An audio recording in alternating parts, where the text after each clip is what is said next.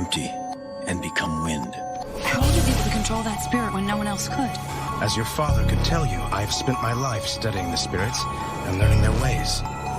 All of this knowledge is lost in the South, but I could teach you everything I know. Revealing the unseen mysteries when everything ain't what it seems. It'll blow your mind outside you seek. You find the realms of possibilities. Connect with the infinite intellect to receive other positive energy. Reciting the sacred mantras to lift you to higher frequencies. Archives and constellations, star signs. When the planets align, new paradigms and paralyzed. From the visit of the succubus at nighttime. Hypnotized sometimes when the watchers fly to the sunrise. It'll set you free from the unbelief. It'll break your mind from the confines. Spirits leaving, changing seasons. Principalities undefeated over a certain region. Shamanic novice with knowledge, commune with higher beings with a deeper meaning. The reason Solomonic magic in Jesus was accused of channeling demons. I'm thrown off sort of this portal to the paranormal. Hearing these voices speaking to me with spirit touches immortal. With a knife in my back and I bleed through the scars. As I am, you see through my flaws. Staring at the stars and the withering walls. Never open at the doors of the Ouija board. Following the path where the past is destroyed.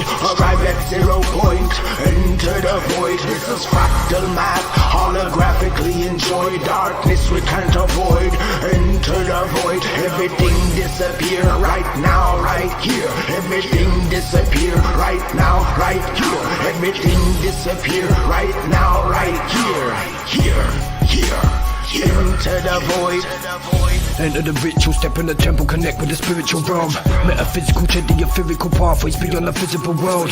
You could ascend to the kingdom of heaven or sit and stay living in hell.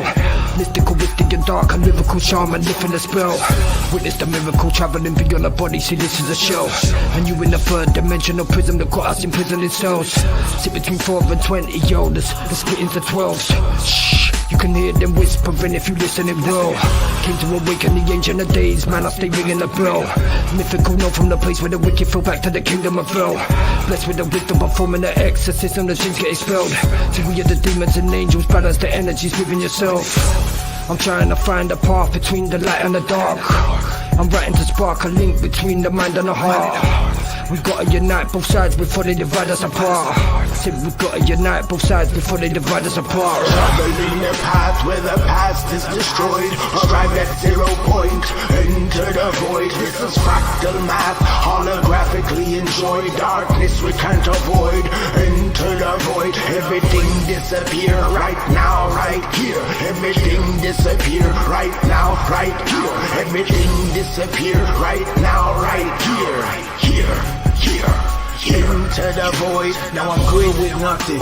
Why y'all good for nothing? My 100,000 pedal loaders, dopamine over flooded. Stargate runnings, dragons out the dungeon. Magickai been summoned. Total destruction into a vacuum suction. Conjunction, junction, that's my function.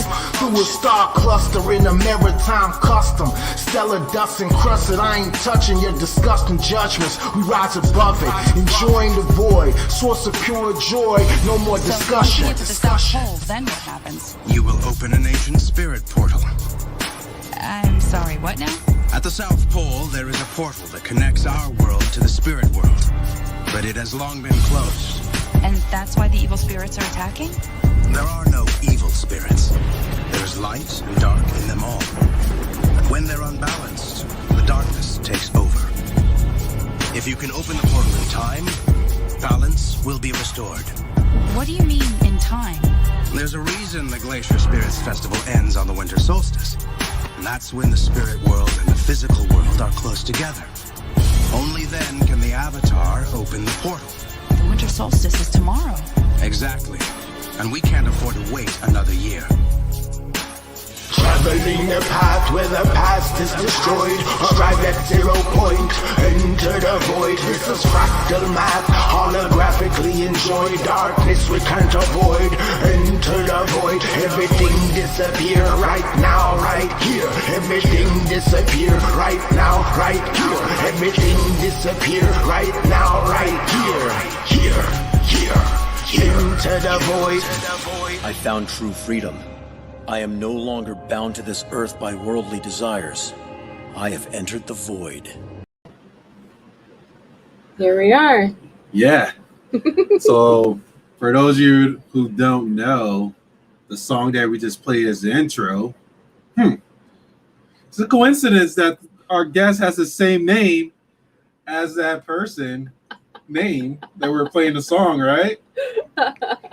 Coincidence. I would say synchronicity. Yeah. Okay, so we're already getting the love here. And before we get into this powerful conversation that just been long waiting for this, we want to drop our intro now. So now we're going to drop the intro, but also we just wanted to let you know, we wanted to pin the magical pieces of puzzles together, that's powerful song that you heard that we use for intro. That's the creator of it. Oh, this way. There we go. Was it this way? Wait, no. There we go. Awesome. So, Kaí, let's drop this intro and let's get into this conversation. Here we go. Ready to embrace the magical side of life, where anything is possible and the infinite is accessible to all?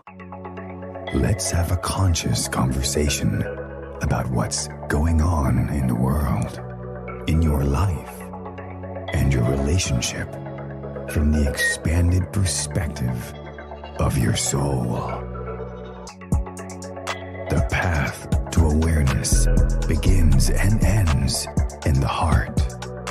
So let's take it there, one step at a time, and learn to cultivate magic in your life every single day. In each episode, we share a collective space in which we discover the unique facets of our own magic and embody our superhuman qualities by humbly exploring how it's super simply to be human.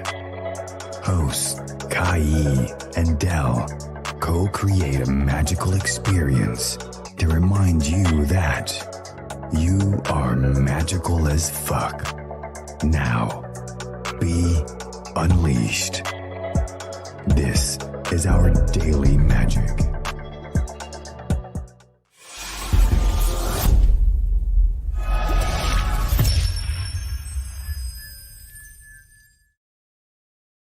It's funny. The intro. You were inspiration for that as well. This That's like how dope. you got that voice, that guy doing the voices Yeah. for Oh, yeah. we talked about. So, oh yeah, we gotta definitely get that. Yeah. Set up that guy Nice. That's awesome. in a world when you think that is. All right, everyone. Welcome to another exciting episode of Our Daily Magic. As you heard in the intro, what we like to do is have powerful conversations with other magical beings. So that way you can feel and learn about the essence of who they are and the magic they bring to the world. And it's our intention with every episode that we help people to realize just how much magic is out there. 2, you are magical as fuck, like the video said.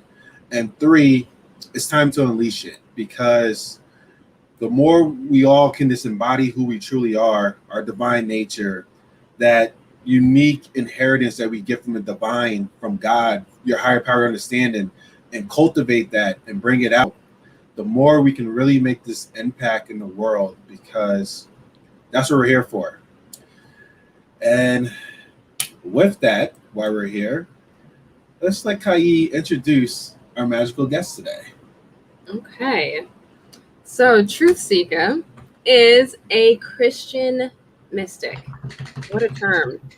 Amazon best-selling author, visionary artist, and seer with a vision to release the spirit of awakening.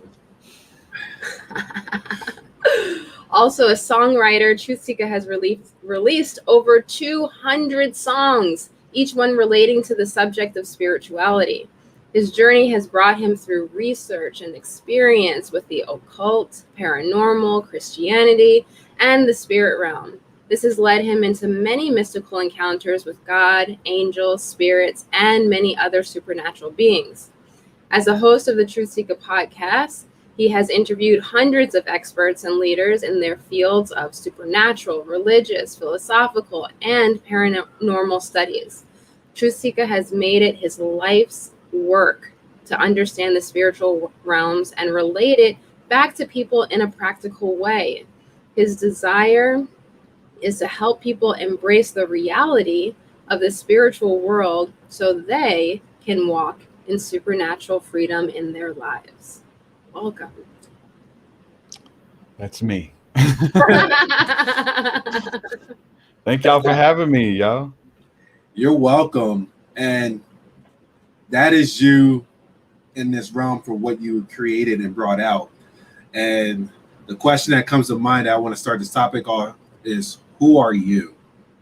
And how did you discover you? I'm still discovering me, you know.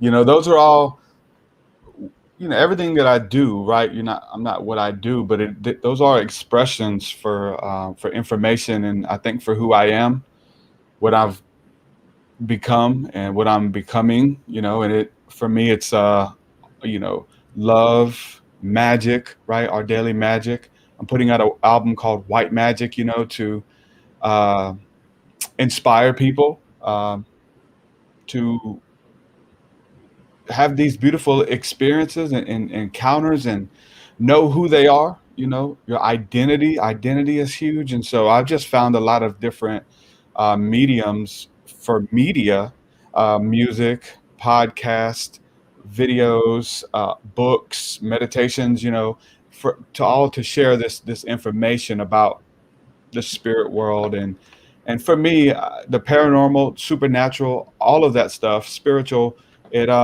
proves the existence of the afterlife. It proves that we're not alone, and something that I believe our ancestors had, and something that they walked in. And so that's just the biggest part of what I bring to the table, just that awe and wonder and creativity, which is key. How can we articulate these beautiful ancient truths and inspire people to to bring it into their reality? So that's everything that I, again, we're saying who I am is what I do, but you definitely get a sense of who I am through what I bring to the table, Love it.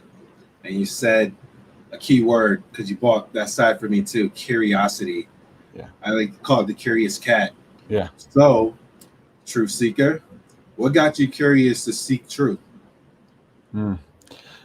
First of all, before we go too much further, we'll get into that. I'm curious about your shirt. I did see we had a comment already. Somebody said they love the shirt. I want to see it. UFO shirt.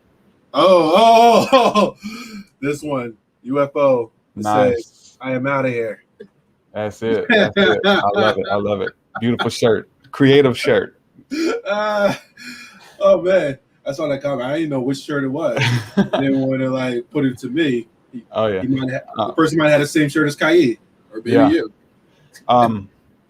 But yeah, to get back to the question, what inspired me to seek truth, and that name TruthSeekah, and I definitely feel like it's something that when I picked it, I kind of grew into it. I didn't think it meant one thing at the time, and then it obviously, once you start saying something as a mantra or a meme, you start creating it, and so it just began to go deeper and deeper. But I like origin stories, childhood experiences and stuff, because that's where it starts for me. I had an encounter when I was 4 years old. I woke up in the middle of the night being pinned to my bed by two shadow beings, two big shadows that were laying on each side of my chest. And so woke up, and I don't know if I couldn't speak or couldn't talk. I know I had to cough, but I was trying to act like I was still asleep because of the fear that I had. I didn't want whatever it was to know that I was awake. And so that experience when I was 4 years old, I took with me into my adolescence, and it shaped what movies I picked, going to rent movies as a kid, stories that we told at the campfire, questions that I asked, at sleepovers. Hey, have y'all ever had this happen? And then you would hear responses. Yeah, my dad had it happen to him. And yeah, I seen a little shadow being walk into my room. You have these different explanations or whatever. And so that for me, was like a course correction, and begin to ask the deeper questions in life. And so begin to look into that stuff. And then one thing leads to another, and to supernatural and paranormal and UFOs and all of that, even as a kid. So that one experience, opened up the door for many more. And for me to be doing what I'm doing right now, something that happened to me when I was 4 years old, for sure. Wow. And somewhere already wrote they had a similar experience when they were younger, when they were 15, and said, crazy. You already put that up, right? Mm-hmm. Okay. And who else listening, if you had that type of experience, please share as well. That is very interesting as a kid. It reminded me for myself as a kid too. When I woke up, I was being choked. And at first I was dreaming, but I was pretty much on the side of my bed, feeling something grabbing my neck. And it's from an experience that I had a dream-wise, and when something was choking me. I didn't know what it was choking me, but then I woke up and it was like, What about you? Have you had any experiences like that, like supernatural type of experiences? From younger, well, not even much younger, but feeling like that paralysis, like I'm awake and I can, see the room, but I can't move. And I've even had experiences where I literally felt the bed moving, and shaking, and could not move an inch. Yeah, I get that a lot, talking about it, people sharing those experiences. And, if you don't ask the questions, you'll never get the answers. And so I wanted to figure out what it was. And I still can't tell you what it is, but, I have an idea, and you hear people, again, like my cousins and everybody saying experiences. And then you start finding material in movies that are based off of this phenomena, and they call it a lot of different things. And so it could, to put our fingers on exactly what happened, it's a little bit nuanced, because it could be a lot of different things that are very similar that could be going on. And so it's the part of the seeking process. And I get those messages from people and say, hey man, that happened to me too. What was it? You got to ask, you have to seek, you have to knock, and you have to figure out for yourself, because it could have been something totally different, than what happened to me, Yeah. For myself as a kid, I was afraid. And I never even asked about that. Even now, I just took it as an experience. But I was afraid to ask that. And also when I was a kid, I got brought up in Christian faith and religion. So I didn't want to ask for the fear of opening up that door. Mm-hmm. Yeah. Open up the door to the devil and that type of stuff. And I never wanted to just ask about that. All I just knew at that time, and that was my belief at that time, I was like, Jesus, help, in that moment, and then boop, it just stops. Yeah. And I thought, oh, that's it. But never got curious to even ask, what was that? Who was that actually came in? Because I felt that, maybe it was a demon, maybe it was a devil type of thing, and I don't want to go there. Yeah. Well, especially, with what you just said, a lot of people will say that that it is demonic, because you call upon the name of Jesus and it stops. You call upon your higher power. And, even with your shirt, UFOs, there's a lot of people who say that these little beings are in their room. They call upon Jesus and the experience stops. The people disappear. They talk about being aboard ships and things like that, and they call upon Jesus and it stops. And so in the Christian realm, which is where I come from, they would say that those, aliens are demons and they're evil spirits that are masquerading as aliens or flying around in ships. And, so hands down in the Christian realm, aliens are demons that are trying to abduct people. But it's, you could, just because you're asking for something to stop and it does, I feel like people are combining experiences together, where some things could be demons and it could be a little being, a demonic 3-foot being that appears in your room or in your closet, or you feel like you're on a ship or whatever. And people just saying that it's aliens. Yes, so all, so these aliens are demons because I had a demon show up in my room, so the question pops up, like, are aliens demons? And to really get down to what's the differences in this stuff is like, no, demons are demons, aliens are aliens, Palladians are Palladians. So it's like to bunch everything up of an angel or demon. It's definitely, that's not the case, especially even biblically, because alien, like not an alien, but an angel is a messenger, and that's how what that word is used. And there's many types of messengers in the spirit world, and it is said in many realms of study that those sleep paralysis, those beings that pin you down or choke you, that show up to you as a kid, they carry a message. They're protectors of the spirit world. They are protectors of the doorway into that realm. And it isn't until you come upon your own volition and say, you know what? Yes, I'm scared, but I'm going to step forward and figure out what the hell this is. And so there's a messenger. Okay, now that you're ready to wake up and step into this, that was the message that came from it, that we brought to you when you were 4. So just because something is negative, just because something, it doesn't mean it's demonic. It could be very angelic just because they're messengers. I'll say that. There is so many things to unpack. I have so many questions, and also just curious questions out there. One, I definitely want to hear from you, especially because you practice Christian mysticism. So one, I want to learn more about that in your practice. What exactly is that for you? But then also I want to ask a question as it pertains to like demons and angels, because there's all these different things out there explaining what these things are, or like a demon is an enemy, and like it's like a battle, this battle against like the good, the evil, and all this other stuff. So I want to hear from you as a Christian mystic. What are your thoughts on those things? Yeah, there's more to it than we were told. There's more to it than we thought. I would say,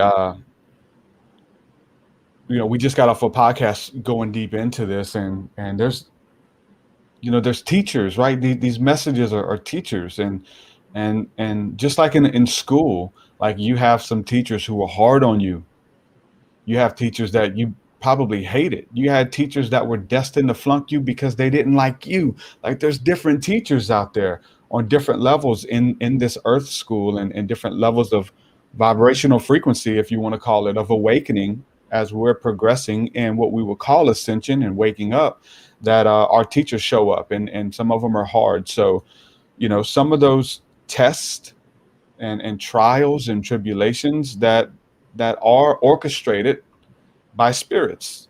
It's I do believe that God is the almighty power that is in control, but allows these things, these testings, to happen by spirits and by bosses, if you will. And you have to defeat them. You have to defeat your lower nature. You have to choose love in order to pass the grade, to take the quiz, and it's these experiences that we have. And so what seems to be something that we would want to pray our way out of, or give anything not to be in anymore, because there's suffering, there's pain, but in that there's growth, there's learning.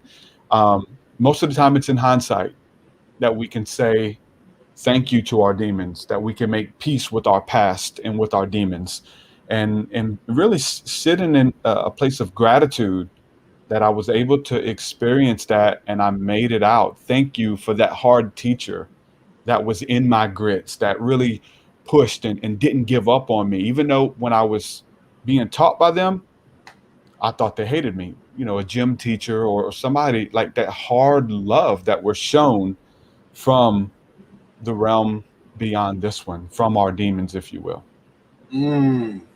So what demons do you learn from? What demons do you cast out? What energies do you pray away and cast off of you and do energy work? Like if something's sent from God to test you and teach you and bring something out of you, gold, something that's good within you, that you have to go through this process, you can't pray that away. You have to learn from it. You do. Amen, brother. That's the thing that I always would wonder about. Like like emotions come up or you act a certain way, you're trying to cast this thing away or maybe blame this external thing for doing what you're doing. And I feel like it could be a catalyst, like the little whispers, like you say, the messenger. So a little whisper that comes in your mind, like, hey, go have that drink. You're upset right now. Go drink. Go do this. Go do that type of thing. But you just said something so profound and so powerful, in which making peace with your inner demons. And that's something that's not really talked about, in which there's this demon thing outside of you that comes in and wreaks havoc on you. You got to cast this out. You got to put the blood and all these other things on. And listen, like, I'm not judging against that, because it's the essence and the beliefs behind whatever you do, that energy, and it's going to happen. But now to potentially take a look at what's going on inside of you authentically, and take that look and start to make peace within ourselves. And you said in your episode that you did on your podcast hour ago, in which, like, cleaning the foundation up, cleaning up inside of you, cleaning the house up, so that way that void, filling up the void. And synchronistically, we had a song, Enter the Void. So yeah. Whoa. Oh, it's alchemy. You got to transmute it. We have some comments, right? Share this one? Yeah. Right.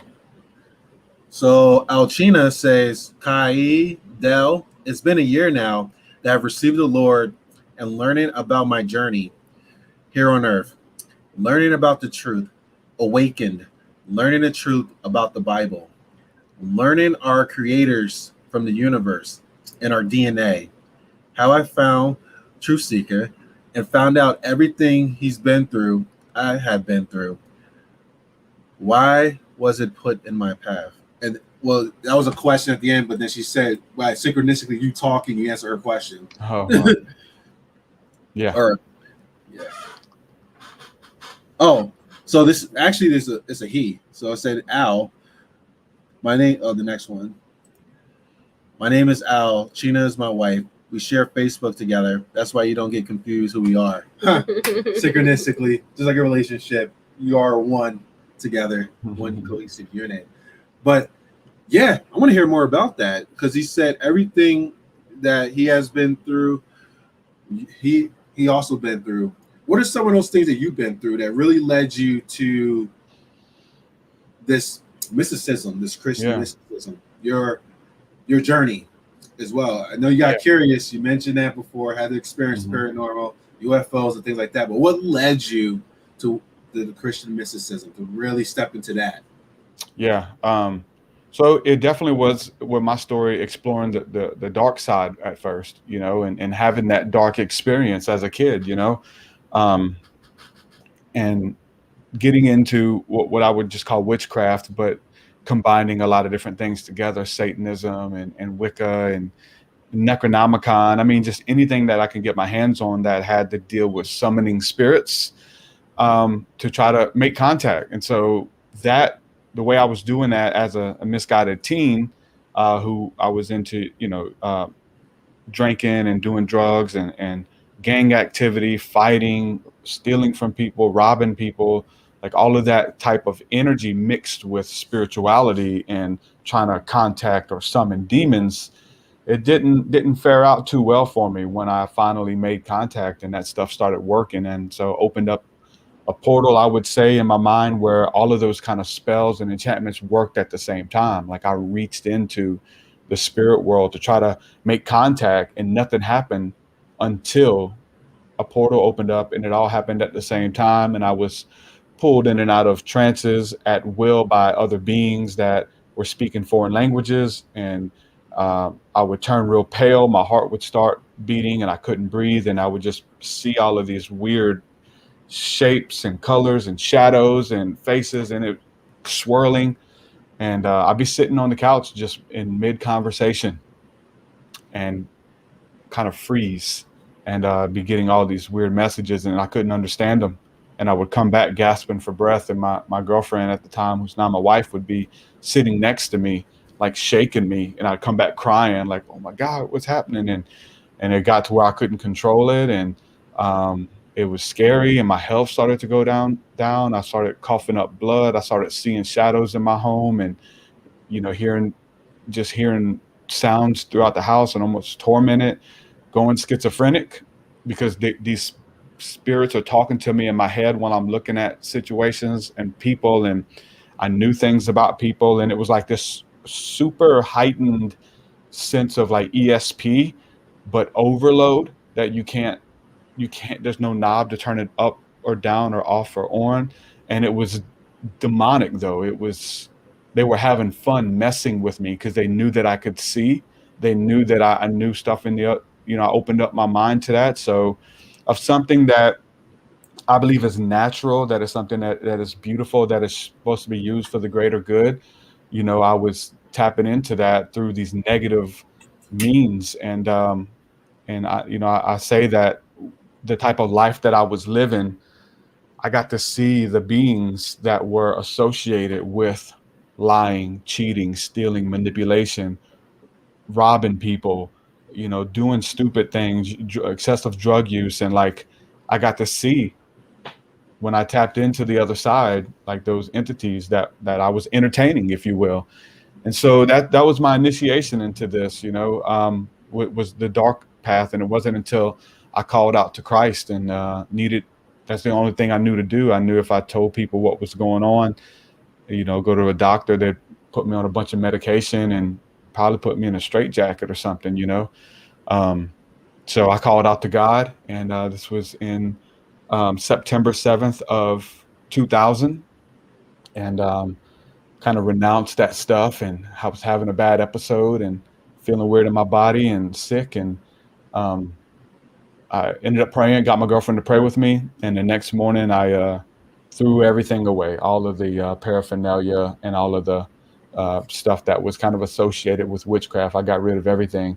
So that was September 7th of 2000 that I dedicated my life to following Christ, called all these churches and said, hey, I got demons in me and I need prayer. And called like 15 churches. One church called me back, and I ended up coming. The pastor came to our house and ended up praying with us and picking us up, bringing us to church. And yeah, so that was like, you know, when everything became real, and getting out of that, you know, was a process. And as far as owning stuff, I threw everything away, and but staying far away from anything that had to deal with incense or spirituality or anything that wasn't Christian, I would say.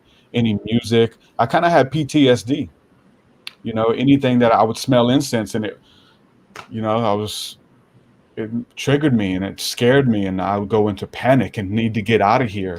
And they would try to hold on to me. They would try to remind me and still mess with me, even coming out of that, even though I had tremendous freedom when I surrendered my life to Christ and to the light.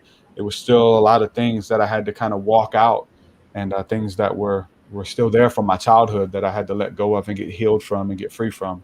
So that was a long process, but that was my initiation really into Christendom.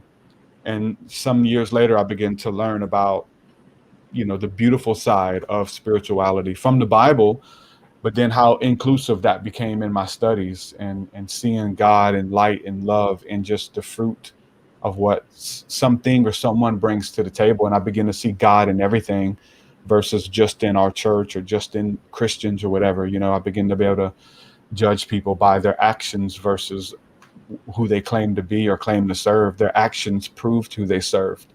And so that kind of facilitated this spiritual awakening even deeper. But I got really dogmatic for a couple years in Christendom, and abrasive, and wanting to debate people, and this is the only way, and that kind of stuff. But that kind of opened me up to another, you know, realm of awakening, because there's a contrast now.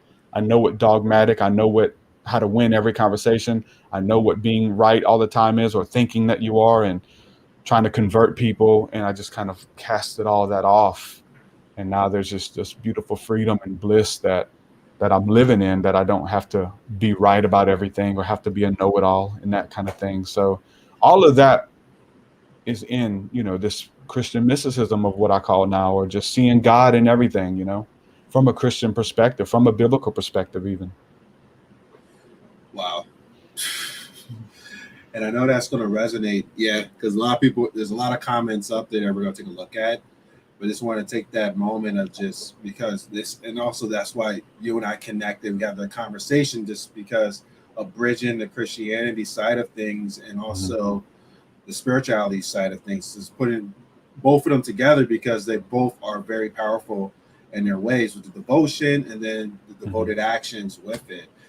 And I hear where you're coming from too, with in the beginning, with the religious side of saying this is the right way, everything else is the wrong way.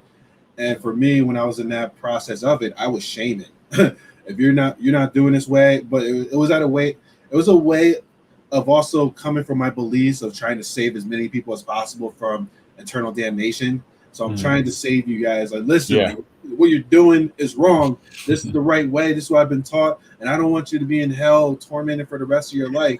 And even came to a point with Kaí, when we first were talking.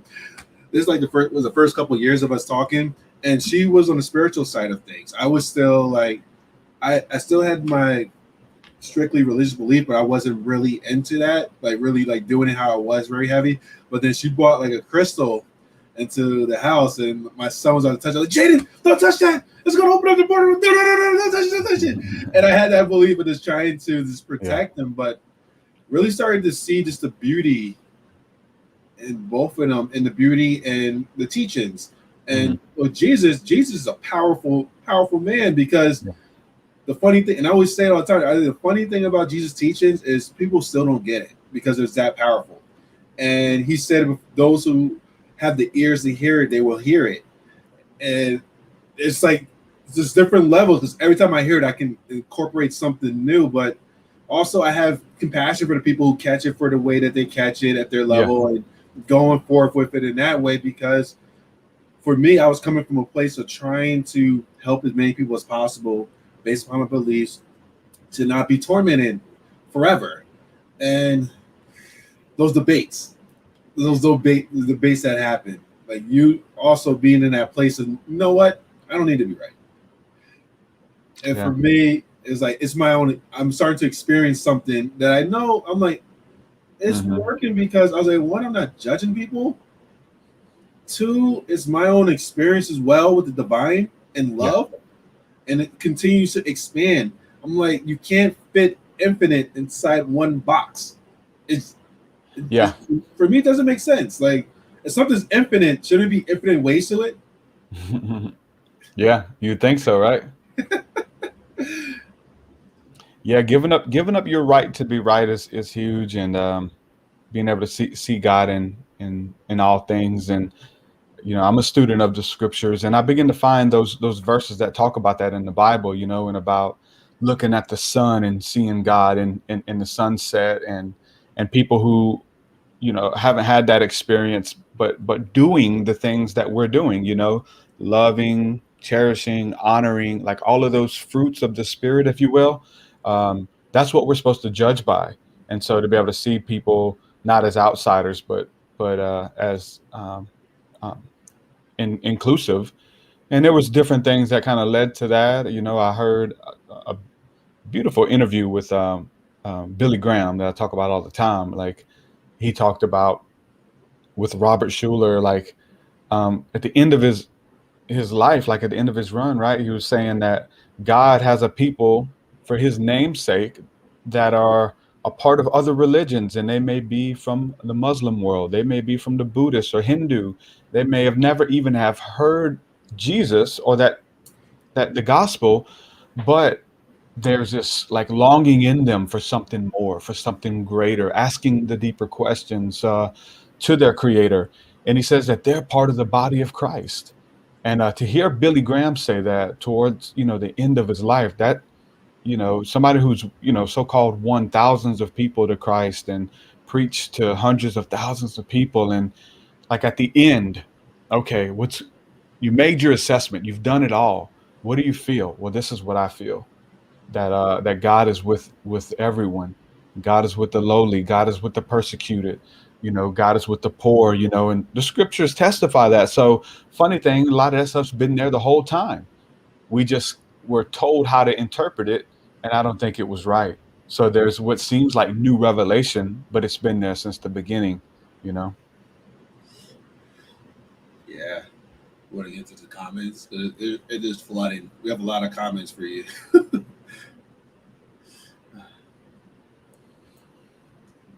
Question. Does Derek think there are actual entities or thought forms we create through our own negative thoughts, or a bit of both?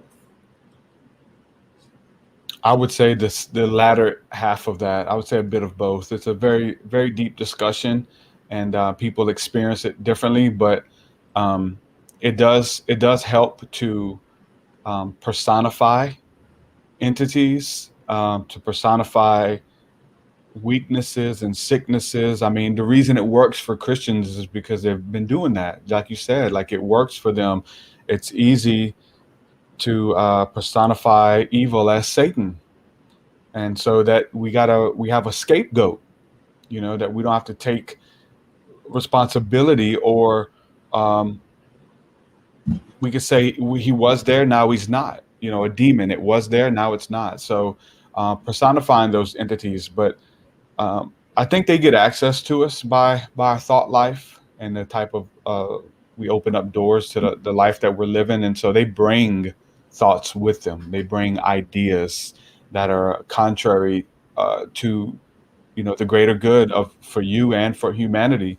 And it's lower level dark stuff. And so yeah, there are entities for sure that exist and have their own mind, will, and emotions and intent, and they're in different levels of density and what we would call the spirit world, and they exist, and they have jobs and I would say lives, and it's very, very interesting. When we want to prove that, or to look into it a little bit, just looking at like the worlds within worlds, even worlds that are taking place on our bodies and in our bodies. Like, there's white and red blood cells, and they're fighting viruses and bacteria. So like there's literally a holy war, a jihad being fought within you and on your skin, and you're not even really aware of it. You feel the symptoms and effects of it.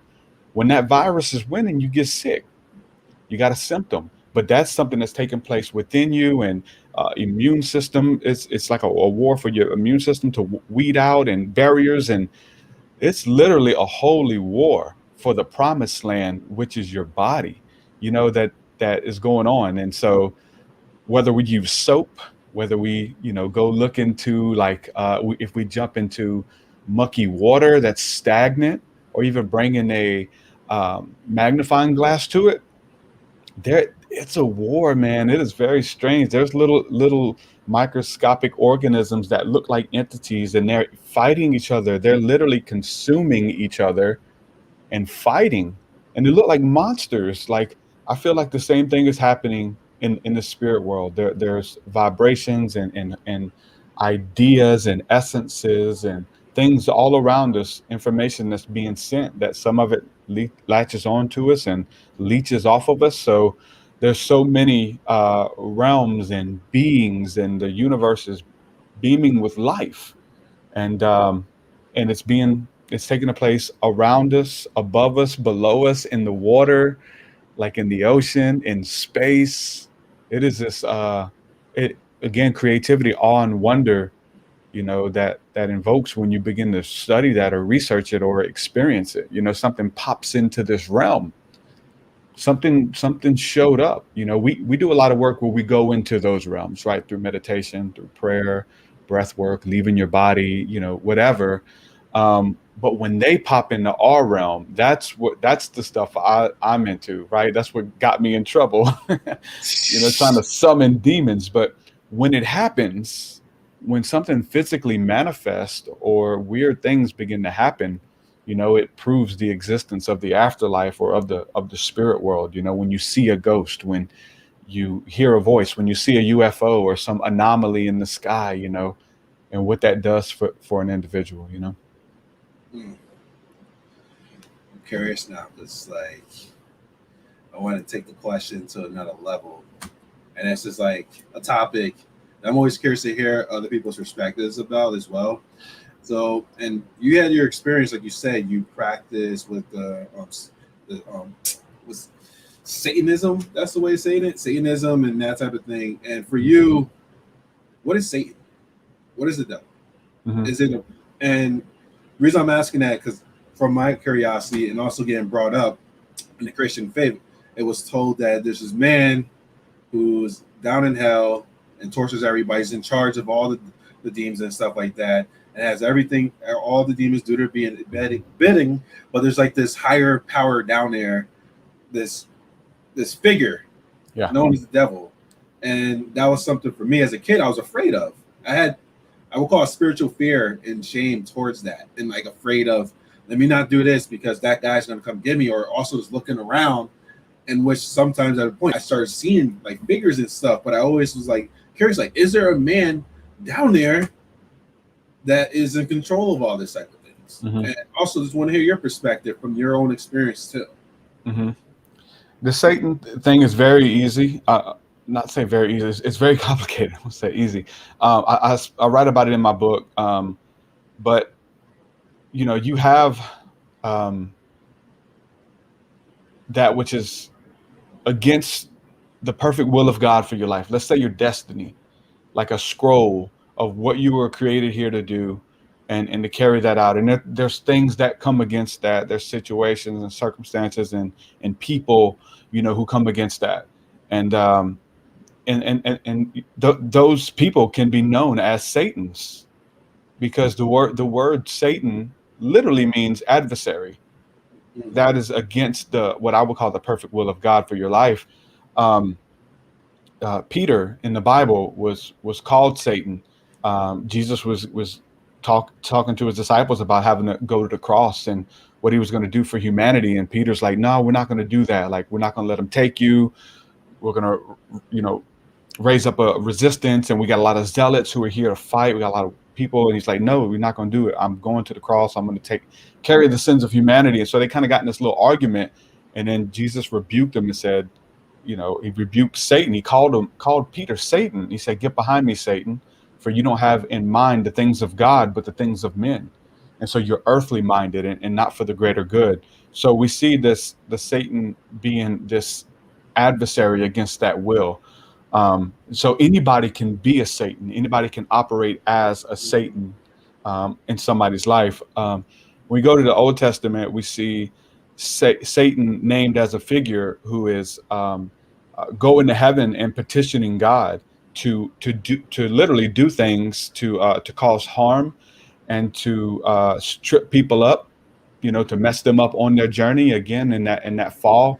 But he had to have permission, and there were certain things that he couldn't do. So I don't see Satan, if we want to embody it, right, is embodied in the book of Job, you know, going and doing that. But there would be rankings in that world. There would be like an army. You have a captain and you have people that are under them, and decisions that are made even by people, a shadow government that we can't even see, that nobody knows their names, but you know Biden's name, you know Trump's name, but I believe there are people in the physical realm that are over them, that they don't want to be on TV, they don't want to be in the limelight. There's Majestic 12. You hear a lot of different things. So I believe in the spirit world as well. If we're talking about Satan being the head of demons, I wouldn't say that he is. The Bible says that in the New Testament that there's another entity that is the chief and head of demons, which is an entity known as Beelzebub. Beelzebub's only mentioned one time in the entire Bible, but it goes into more detail in the book of Solomon, the Testament of Solomon, that gives rankings and orders and almost like statistics of angels that bind them and angels that work against them and things like that. So there are different orders. There's a different hierarchy in the spirit world. So I wouldn't say Satan is God's enemy. You know, if there is a being named Satan that is in that order, that demonic order, if you will, I wouldn't say he's God's enemy. I would say that he's our enemy. That he, but that he's being used for good. He's used for a reason. He's got to have permission. So don't be afraid of Satan. Be afraid of the Almighty, who is able to what the Bible says, destroy the soul and give life. And so anything that happens has to kind of pass through that veil. So again, we're talking about testing, like we talked about earlier, testing and trials and stuff going on. Like those beings, those demons are set up in place to trip you. Like the Bible says, pride cometh before a fall. So I believe if you get too prideful, you're not just going to fall because, you're going to get tripped up. And I think that beings are loosed and allowed to trip you. That's different for each and every one of us. But this is this whole ecosystem, if you will, of the spirit world and how they operate and affect humanity.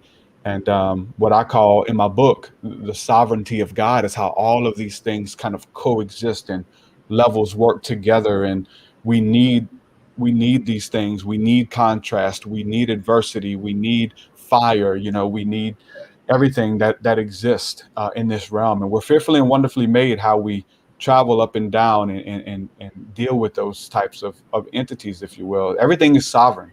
Everything exists for a reason, I would say. Yes. Beautifully said.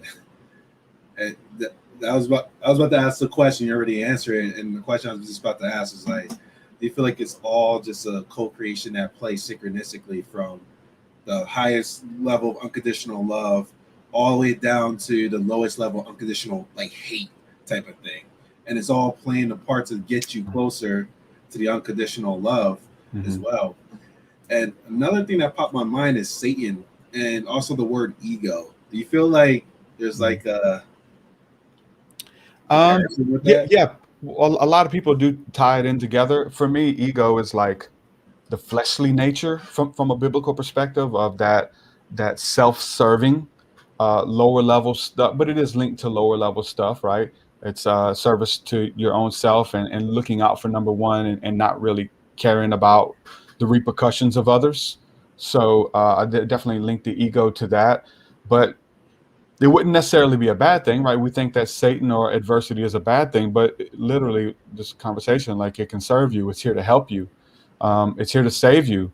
But like, it serves a purpose. Like, there's a reason you've been made fun of all of your life. Anytime you try something new, you failed a bunch in your life. And so now I'm getting ready to launch this program. Now I'm getting ready to own my story or whatever my truth is. I'm about to speak it. And there's that ego saying, hey, don't do it. They're going to make fun of you. Remember last time you did it and you lost followers? Remember last time you said that and, whatever. And it's trying to save you. So you got to count the costs. Like, yeah, you're right. But what's on the other side of this risk? I'm willing to take it. So even though your ego is there, it's a part of you, that's Satan. So it is kind of linked, right? It's trying to tempt you and to stay stagnant and those kind of things. So, it comes to serve us and to try to help us. But there's a time for us to say, shut up and rise above it, We have a comment. Nate says, evil is the unprocessed trauma passed down through generations. Does that resonate? Mm-hmm. Yeah. Yep. Lashing out is a big part of that. Unprocessed trauma, we can identify that as triggers. When you get triggered, when your heart starts to race, when you're in an uncomfortable situation, when you need to lash out at somebody, you got to stop and think about why you feel this way. You are intuitive. Your body is alive. Like, there's, you should pay attention to your body. And so a lot of times when it's unprocessed trauma or triggers, it's because you have an open wound. And these entities, if you will, get access to you from these traumatic experiences, which are unresolved issues and open wounds. And so literally, if you cut yourself I cut my thumb the other day working on the car, and even when I put my shoe on it, it hurt so bad, and it triggered. I had a response: be careful putting on the shoe, like, so it serves a purpose. When you touch a wound that is still open and it's not healed, it's going to trigger that person. They're going to get in their feelings. They may be abrupt. They may never speak to you again. There's a lot of things that happen, but they're trying to self-preserve, if you will, because you're touching a part of their psyche, their spirit, their body that is not healed. So a lot of that stuff is passed down through generations, through like father like son, like mother like daughter. And I've seen it happen in what we call generational curses. I've seen it like in my life and in the life of my sister, and her being just like her mom, and her mom being just like her grandmother. Like my sister and my mom and my grandmother are 3 generations of bartenders, and what kind of lifestyle that brings with it. And is by default. It's default. And until you become conscious, until you take responsibility for your life and for the trajectory that your life is headed, you're just, those who don't learn from the past are doomed to repeat it. It is just, I call it default. There's a perfect will of God for your life, and there's a permissible will of God, something that if you don't get your stuff together and get on track and do the right things and make decisions and be cognitive, that your life can end up another path, if you will. There are many different timelines and many different things that we can bring into our life, and we choose in every situation, every circumstance, the way that we respond to friendships and relationships, and every single, even it comes down to your thought life, changing the way that you're thinking. They're passed down. I'm not good enough. My grandmother didn't go to college. My mom didn't go to college. My sister didn't go to college. There's this thing, college costs too much money. I can, do something fun for a living. I don't know what it is, but you have to break the cycle, and you got to be aware of it. So like self-reflection is huge. Paying attention to the course of your life is huge, and taking responsibility for that. So we got to wake up. That is awakening. Awakening is like waking yourself out of this slumber and being cognitive and conscious of time and of thoughts and of energies and of programs and patterns. And it opens the door to all of that for sure.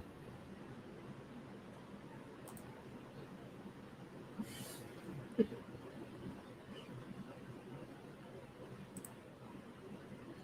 thought you had a question or something. Okay. Oh, something passed my mind and then I forgot about it. Oh, there we go.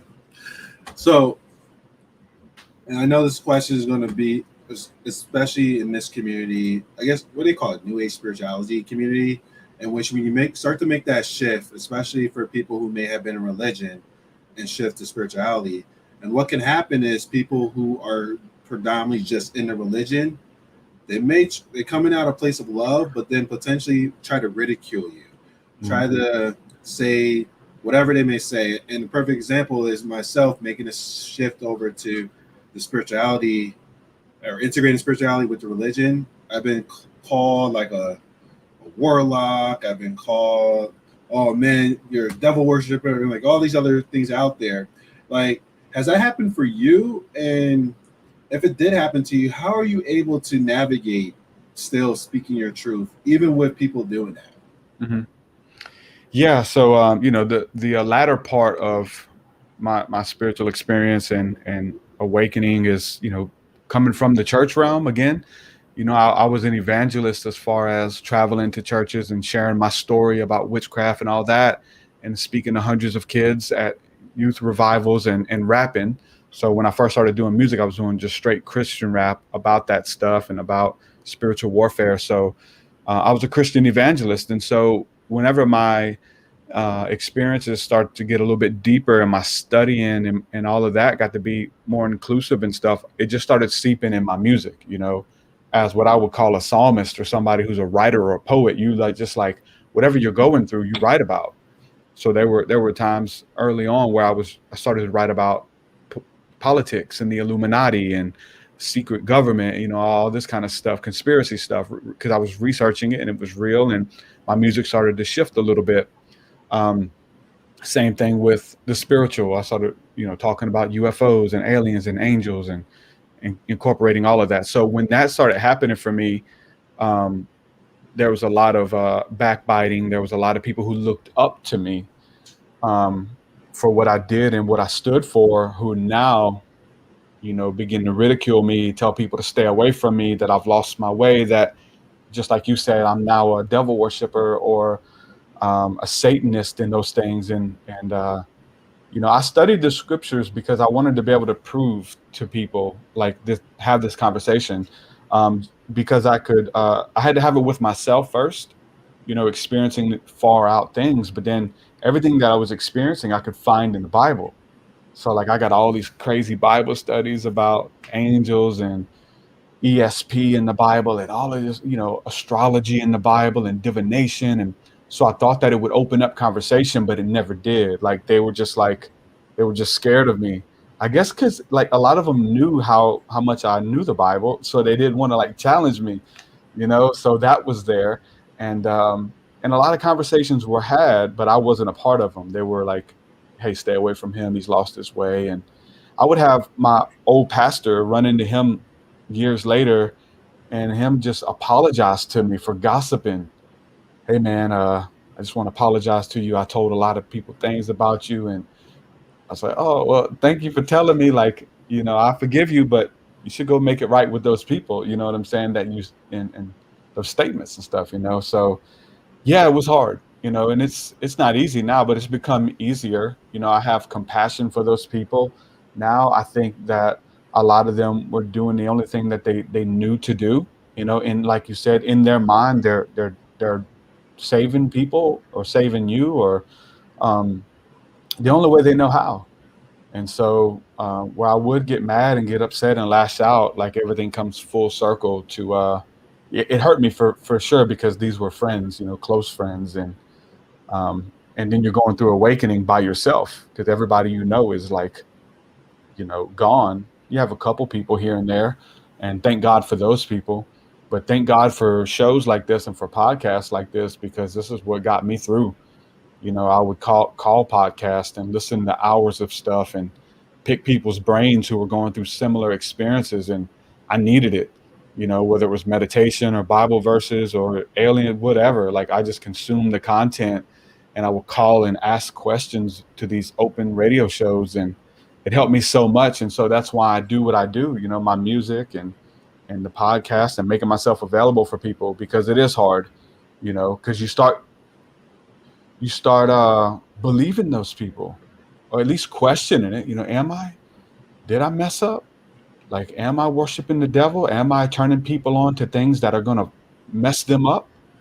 I come from some messed up stuff. I've experienced the dark side. Do I have enough liberty that people are seeking and getting into some of those things and they're going to use it the wrong way? So you being introspective and checking yourself and your heart and your intentions of what you're doing, you start questioning. And so, it was this thing for me of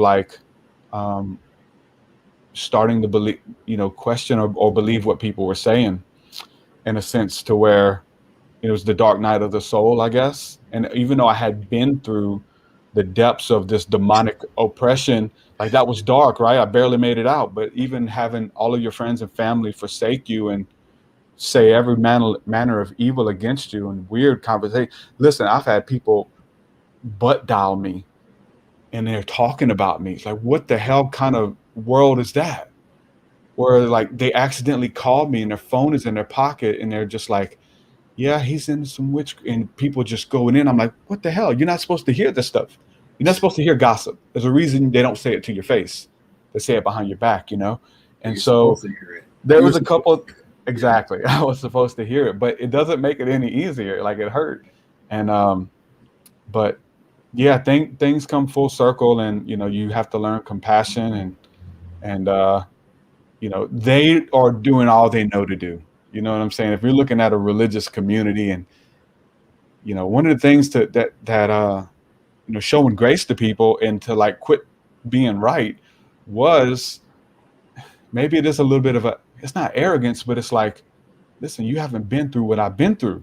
There's a reason that you don't believe in this. You ain't spent 70 hours under the stars asking for an encounter, and so you never had one. So until you do that, can I even invite you to the conversation to judge this, right? You're judging as an outsider. You've never been at rock bottom. You've never been possessed by evil spirits, right? And so to win a conversation, listen, you're just giving an opinion on something you've never even experienced. So your opinion is not valid. Know your lane. Speak on something that's real to you. And so for those people who say, yeah, that's demonic, blah, blah, blah, blah, you never experienced it. And so, in Christendom, we demonize what we don't understand. Oh, yeah. And that's just default. Everything is demonic if you ain't read it in the Bible.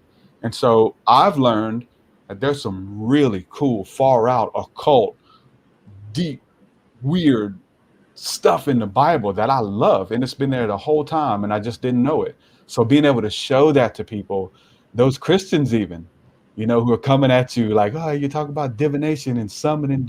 Hey, listen, we got teachings on this. I can show you in the Bible where they did all of this stuff, where they were doing voodoo and offering blood to deities and using pendulums and essentially tarot cards and casting lots, and it was something smiled upon, how they communed with God and those words and stuff. So just taking that stuff back has been a huge part of my journey, and helping to wake people up, and again, wanting to prove to myself, because I use the Bible like a filter, like I want to filter it through this net to see if it's good, if it's something that I should try. And so when I look at the disciples or the prophets or Jesus operating in some kind of mystical stuff, spiritual stuff, far out stuff, it kind of gives me this peace that, okay, if they did it, I can do it, and that was the teachings of Christ. Greater things shall you do. But listen, let's don't try to do greater things if we haven't even done the basic things, and there's stories of Jesus working with his ancestors, man, that showed up to him from beyond the grave and taught him in meditation and physically appeared, and other people seen it. And this is in the Bible. And we're told that, if an ancestor pops up to you or tries to teach you or speak to you, to run. And they were getting messages in the dream state. They were leaving their bodies and traveling to heaven. They were encountering angels and, man, all types of amazing stuff that the Christian community has so-called given away to what they would deem the New Age as a bad word, but the spiritual community. But I'm like, no, I'm taking it back. This stuff is biblical, and it's for Christians, and it's for today. And if you don't believe that, then you haven't read it, or you haven't experienced it, or done the research. And it's beautiful stuff in my opinion. So that's what I champion my work and everything I bring to the table. Again, to that younger version of myself, who's going through awakening, who thinks that, hey, you're traveling outside of the Bible, you're getting into demon stuff. Well, first of all, let me show you that it's in the Bible, and it was good, and that Jesus did it, and the prophets did it. And so that should take away that fear, because you're already tapping into something that you're going against your better judgment of what you've been taught that I can do. And so once you do that, you're already setting yourself up for failure, because you're saying, I know this is against God, but I'm going to try it anyway. Like when you look at that as something outside or against God, you've already set yourself up for failure. So to be able to, see stories and experiences in the Bible like that, it pulls that fear down, and it opens you up to the infinite possibilities that really exist. And that's that's like the punchline of that. You can't get out of something that's infinite anyway. And you can encounter it different ways, that's what we all are doing, Yeah. Amen. And wow. Thank you. And I know that's going to resonate with so many people that will listen to this episode of that, because that's definitely something that goes on a lot. And even our guest TruthSeekah just shared his story of how he worked through it and is continuing to work through it as well. And like, yeah, as you were mentioning that, I was just thinking like, yeah, these people are part of our journey as well, because it helps us, like you said, to experience it for ourselves and start to embody that. Like, it's my own experience. This is what I'm experiencing. You can believe whatever you want to believe, because that's your belief. Totally fine. And I used to try to forcefully try to convince people, no, this was going on. But it's like, I can't explain to you what I'm experiencing. I can be the experience of my experience, but there's nothing else to prove. It's part of the journey, that compassion, like you said. Yeah. And also, it just popped to me just what Jesus said on the cross: Father, forgive them, for they know not what they do. Yeah. Yep. They didn't know. Like, the essence of what he said is like, that's what's going on. Yeah. Some of them know. Some of them know they're lashing out and I'm going to give it to you, but they think they're doing good. You know, they think that they have to give an answer for everything, or a rebuttal, or to correct everything that goes against their belief system, you know, and in doing so, they think that they're doing good. So essentially, you, as being the awake person, you kind of have to honor that, even though it hurts, even though it's silly, like, serious, like, you got to honor it, because they are doing their best with the information and what they've been told. And so there's a powerful short video from Penn Jillette, from Penn and Teller, the magicians, who are very strong atheists, and they attack the Bible and they make fun of Christendom and the loopholes and all of that, and they're really against it, and they do episodes mocking the Bible. And so many really offensive and standoffish to a lot of Christians, right? The very thing that they hold sacred, these guys are laughing at and making fun of. But he shared a story. He went to one of his shows, and afterwards this guy comes up and he's watching him, like at a meet and greet at the end, and he comes up to him and he shakes his hand and says, "Hey, I appreciate your performance. It was awesome. And I want to give you this, and my number's in it. And if you have any questions, give me a call." And he handed him a little small Gideon's Bible, wrote his name and phone number. He said, "I just want to give you this as a gift." And I don't know, he maybe had some scriptures in it. And he left. And so the guy, like, you know, in his mind, he took a chance with this atheist that's probably going to eat your lunch. He probably knows the Bible better than you, right? And so, but very emotionally and tearful, Penn said that he was moved to tears because he doesn't respect a Christian, or any religion for that matter, that doesn't proselytize. If you think that I'm going to hell, like if I have a heart attack or if I get hit by a car, God forbid, but my eternal soul will be tormented by demons and fire in hell for eternity. It will never stop. And you don't tell me that this is coming, I don't respect you. I don't respect you, because you have to be one of the most cold-hearted individuals on the planet, because you really believe that this is going to happen to me, and you're not, because of sake of saving face or not wanting to cause conflict or not liking conflict or whatever, I won't tell you. Like, that's pretty cold-hearted. So our hearts go out to those people who believe that. Like, man, thank you for, you know, being on the street corners yelling and giving me these comments. I know the essence and the heart deep down of what you're trying to do. You're trying to save me. And so I thought that was a beautiful notion that this staunch atheist, you know, shared and respected. And he was crying, sharing that message, man. You know, that this person's willing to look stupid, or willing to get, you know, we're talking about debates, you know, he'll eat your lunch. Because he believed, that's what he believed. And so now I carry that, you know, for the street preacher, or for my friends who say, "TruthSeekah, you're into weird stuff," or they send me, you know, new age videos, or, you know, and trying to, you know, get me out of this and correct me and stuff. I just, like, you know, I know what you're trying to do. But again, you haven't experienced this. thank you, you know. That's beautiful.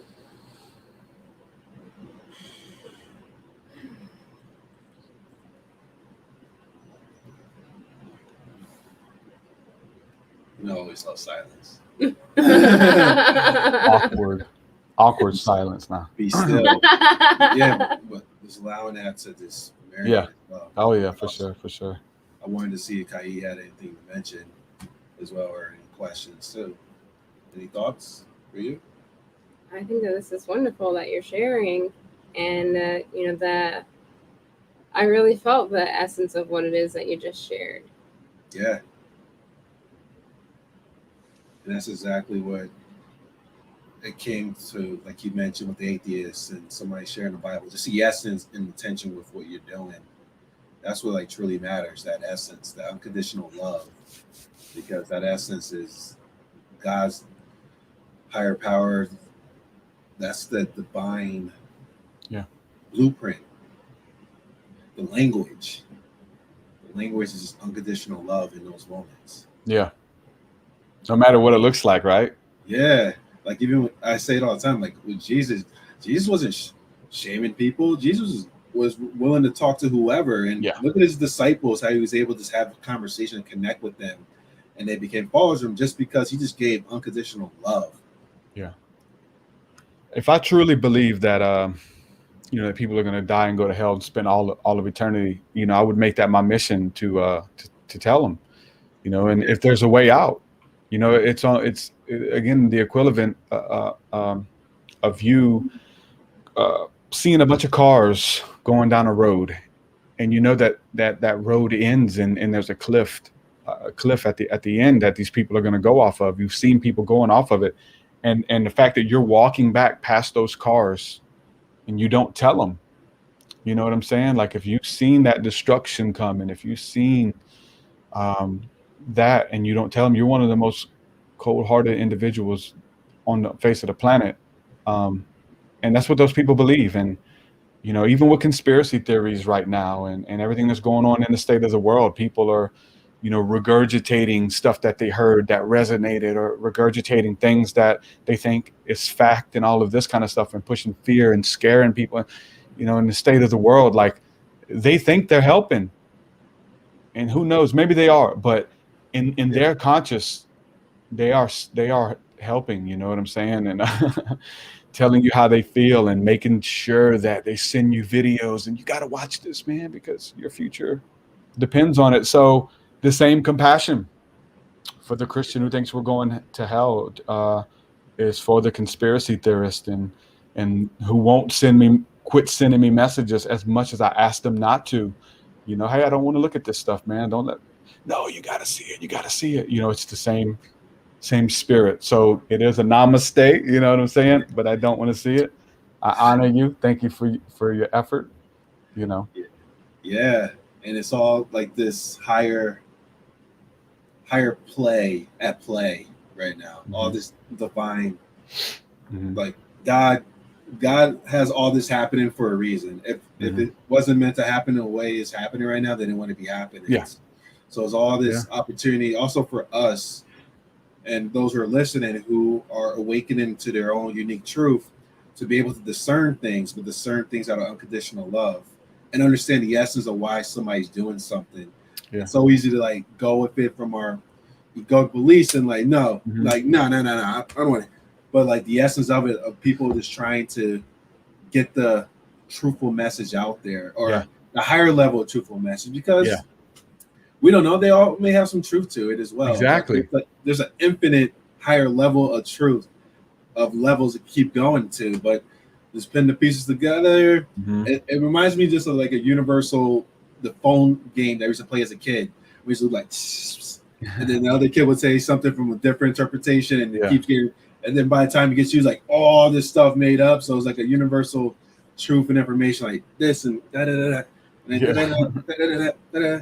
So it's like our ability to discern, but also get the message, because there's always truth in any message that's out there as well.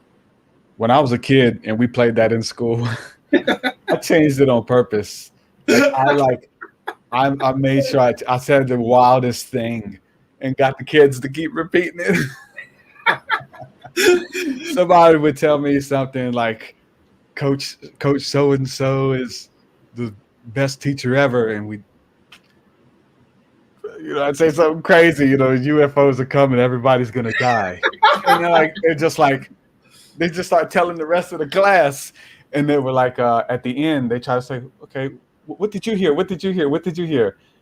And they would tell me, and I would say, the UFO one, you know what I'm saying? Because they try to say where it changed at, where the weird thing came in. He told me. It was so fun. Yeah. Oh, that's funny.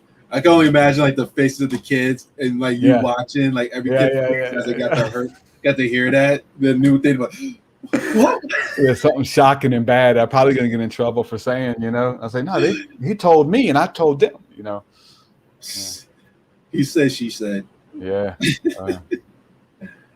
Oh, wow. So true. Stuff gets repeated. And something else I'm just big into right now too is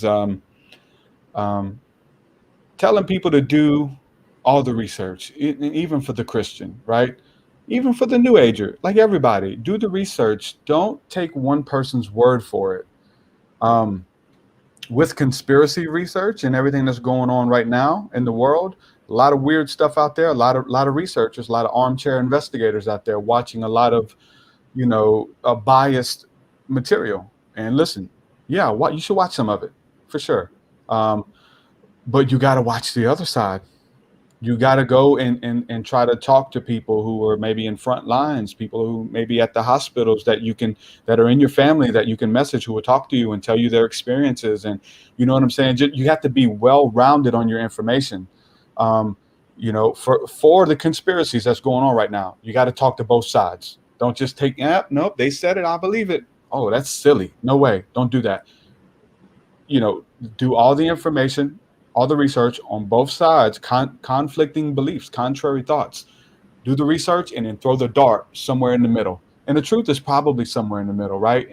But to listen to one spiel and then make an assessment off of that when you haven't listened to sound research on the other side, that's what we need to do. And I mention it in this arena because it's applicable, but it's also applicable for the Christian. And many people who, for me lately, it's kind of, it started with one thing, but it permeates everything, is the UFO phenomena. Let's say that. Again, we started this conversation about aliens being demons. So you begin to look for information that says aliens are demons. You only listen to researchers who talk about this side of UFO phenomena and abductions and scary stuff. And it's all you listen to, and everybody on the other side who brings a contrary thought, you automatically make an assessment and you don't listen to that information. So the UFO phenomena, but for me, a lady by the name of Madame Balvatsky, who early on, her work is triggering because she's such a polarizing individual, because a lot of things have been said about her that I think that many of us have judged her work because of one thing that she said, or maybe the way that she died, the way that she finished her race by being the end of her career in spirituality. And so there's a lot of weird quotes from her that if you Google, they're kind of scary, because she mentions Satan, they mention Lucifer. But if you don't know the context and read all of, the book or the chapter that she's made that statement, you're not going to get it if you take this one phrase out of context. And so the majority of people, myself included, when you mention her, you're like, oh yeah, somebody who at the end of her life faked miracles and faked ESP and this kind of stuff, and also was a Satan worshiper or a Satanist, as some people would say, which she wasn't. And she's responsible for us having this conversation right now and bringing mysticism and spirituality from the East to the West, and tarot readings and people getting into the paranormal investigation. This stuff wouldn't exist without this lady's work. So to go back and make that judgment right when we hear her name. Oh yeah, she was a fraud. So that's one thing. People would say she's a fraud. And then the second thing they would say would be she was a Satanist or a Luciferian, if you will.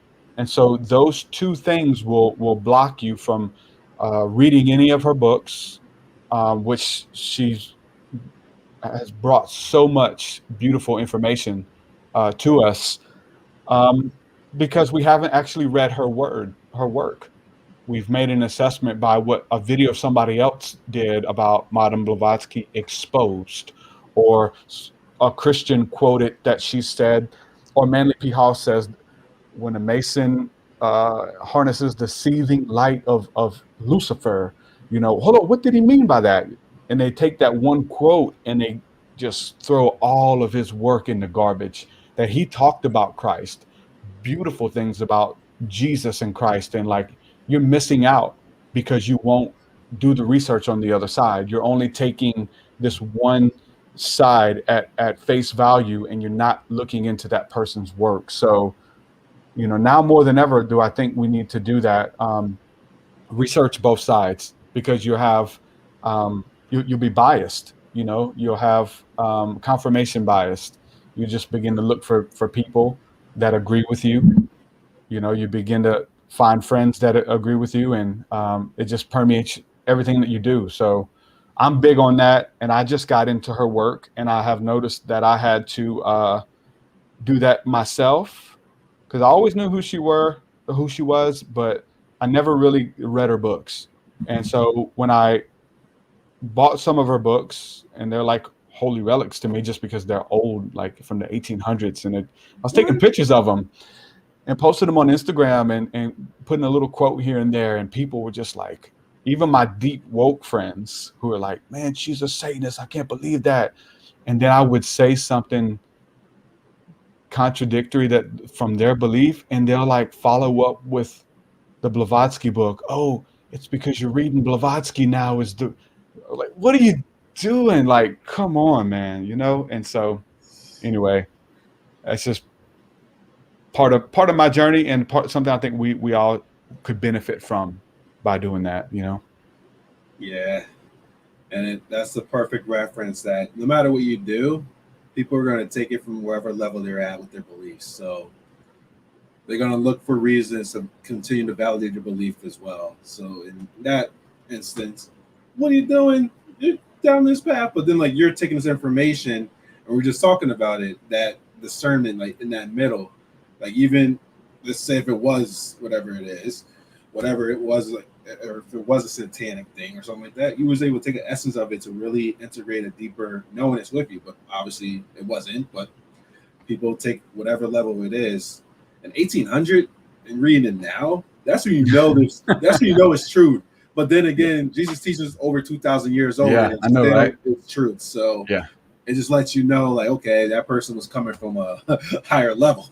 Well, you want to know where they got it from, And so part of me now is like, it's kind of like, I don't read a lot of new books anymore. I right. Read like, because I want to see where they got it from. Like, I love David Wilcock. I don't read much of his book. I'd rather go and see, where he got his information from. He's regurgitating or something, But we got to honor David for continuing that work, and honor you guys and myself. But where did we get it from? Make sure I'm big on giving them credit. There's a lot of, I had this rant the other day on my podcast. We're talking about astrology in the Bible, and people are like, yeah, so-and-so's teaching that. And it's a Christian friend of mine. And I'm like, that's cool, but he didn't come up with that. Like, I want you guys to know where this came from. It came from Jordan Maxwell, and Jordan Maxwell needs his roses. And that guy should let you know that it came from Jordan Maxwell, and that he didn't, come up with a lot of this stuff. Obviously, the more you share stuff, the more removed it is from Blavatsky or Maxwell, and it becomes TruthSeekah said this, but hey, I got it from Jesus. I got it from the Bible. You know what I'm saying? I got it from Blavatsky. I got it. So I'm really big on like giving credit where it's due as well. Of course. Have you ever did something before like you just got intuitively guided to just do something. Never read a book, never heard it from somebody before, or maybe you even said something, and from the space you're coming from and saying it, then you find out like, oh, somebody else did it or somebody else did, but you never knew about it. You're just coming from this flow state. And the reason I was asking is like sometimes I just flow, and I never even like read something or heard something, but then when I do it and I take a look online about what I just said, oh crap, somebody said this years ago or a couple of years ago, type of thing. And it was based upon my experience, just experience and meditation, and I just get this intuitive like universal downloads. There we go.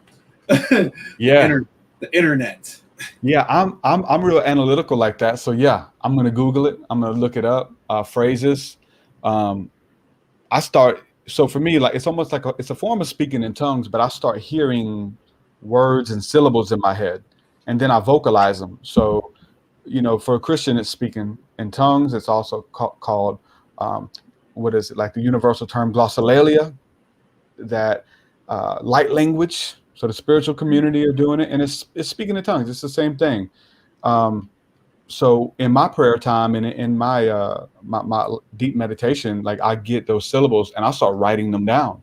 I'll come out of the trance and just start writing these syllables down and see what they mean, because I've become real analytical. And I found that I do readings for people off of chanting, going in deep into that trance state. And when I start getting those messages, I write them down and then I look them up and I tell them what it means. And I have no idea. So I'm an experiencer too. I'm trying to figure it out if it even means anything. But there's been some interesting stuff. And I'm so analytical. I got friends who will say, no, you got to tap into that tongue. Keep it going. Repeat it over and over. Move the energy, that kind of thing. And but I'll come out of it and write it down, Makateo. What does that mean? Makateo, Makateo. And I'll write it down and it's like, we are for humanity. So now, like when I'm in my prayer time and stargazing, I'm calling upon the angelic beings or the angel known as Makateo that is letting me know that they are for humanity. You're stepping out, you're trying stuff, you're Googling it. And then I'm like, that term was in the movie Avatar. That was the name of the chief warrior from the Avatar beings. His name was spelled the same, but they pronounced it Maktao, but it's Makateo. It's spelled the same way. And I'm like, looking it up, and in Hebrew, it means the ones who are for humanity. And I'm like, wow, I get in these little messages and I have to decipher them. And again, it's the analytical side. It's like, hey, just leave it at face value. Maybe it's nothing. It's like, no, I'm looking this stuff up. I'm trying to bring it out of the spirit realm as a shaman so I can teach it and I can share it. And I think a lot of us intuitively have done things and do things spiritually that, we don't know where it is in the Bible.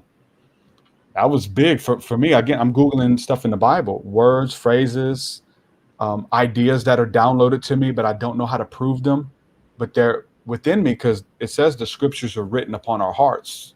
So they're within me and I feel it and I know it, but I got to find it in there to prove it and to teach it, or to Google it. So for sure, like those little things that we do, ways that we pray, speaking in tongues, that if we do the research on it, most likely we'll find a religious sect that used to be their thing, shaking when they pray and vibrating and trembling or dancing or spinning in circles. Like, oh yeah, there was a group of people that was their main modality, was to shake their head real fast when they pray. And I just naturally do it. Let's see where it comes from. Well, you're gonna have to go back and research those people and see how they got it and how they developed it. I love all that stuff, Even like something new to me recently is a download. I went in really deep several weeks ago and just got a bunch of stuff, but it was to look up a mudra that I don't know how I got it, but it was downloaded, and I ended up looking up that it was a thing when you hold your palms up. So like when you're praying, the Bible says that when you pray to lift up holy hands before the Creator, lift up your hands and look up, not to do this and pray and put your head down as one who is in shame, but hold your hands up. And I'm looking up, like in the ancient Vedic belief, which Christianity comes from the East anyway, it's an Eastern tradition, before it became a Western religion. But to hold your hands up is a mudra, is called pushpaputa. And so it is to download. It is to receive messages from God and to have your palms up. And so I go to church and everybody's worshiping. Lord, speak to my heart. They're singing praises and devotion, and they're getting downloads. They're holding up hands, and they don't know that this is something that was practiced. Some people would even say, now it's new age, because it was older in tradition that they did, So I just like how everything cohesively works together, and intuitively we do things. We hold up our hands to download. And one thing it is to receive, but it's also, the meaning is to almost have a bouquet of flowers in your hand that you're offering up to the Creator. So you are giving something, you're giving your heart and your expression that's coming through your hands, but you're also receiving downloads and epiphanies, and you're calling, and you're so much that's taking place in the midst of this kind of prayer or meditation. So I love it. And we're getting floods of comments again, right? Hey, that's good. I see that one there by Randall says Moshe, or Moses, when he kept his hands up in the Bible, there was a war going on, and the Israelites would win whenever Moses held his hands up.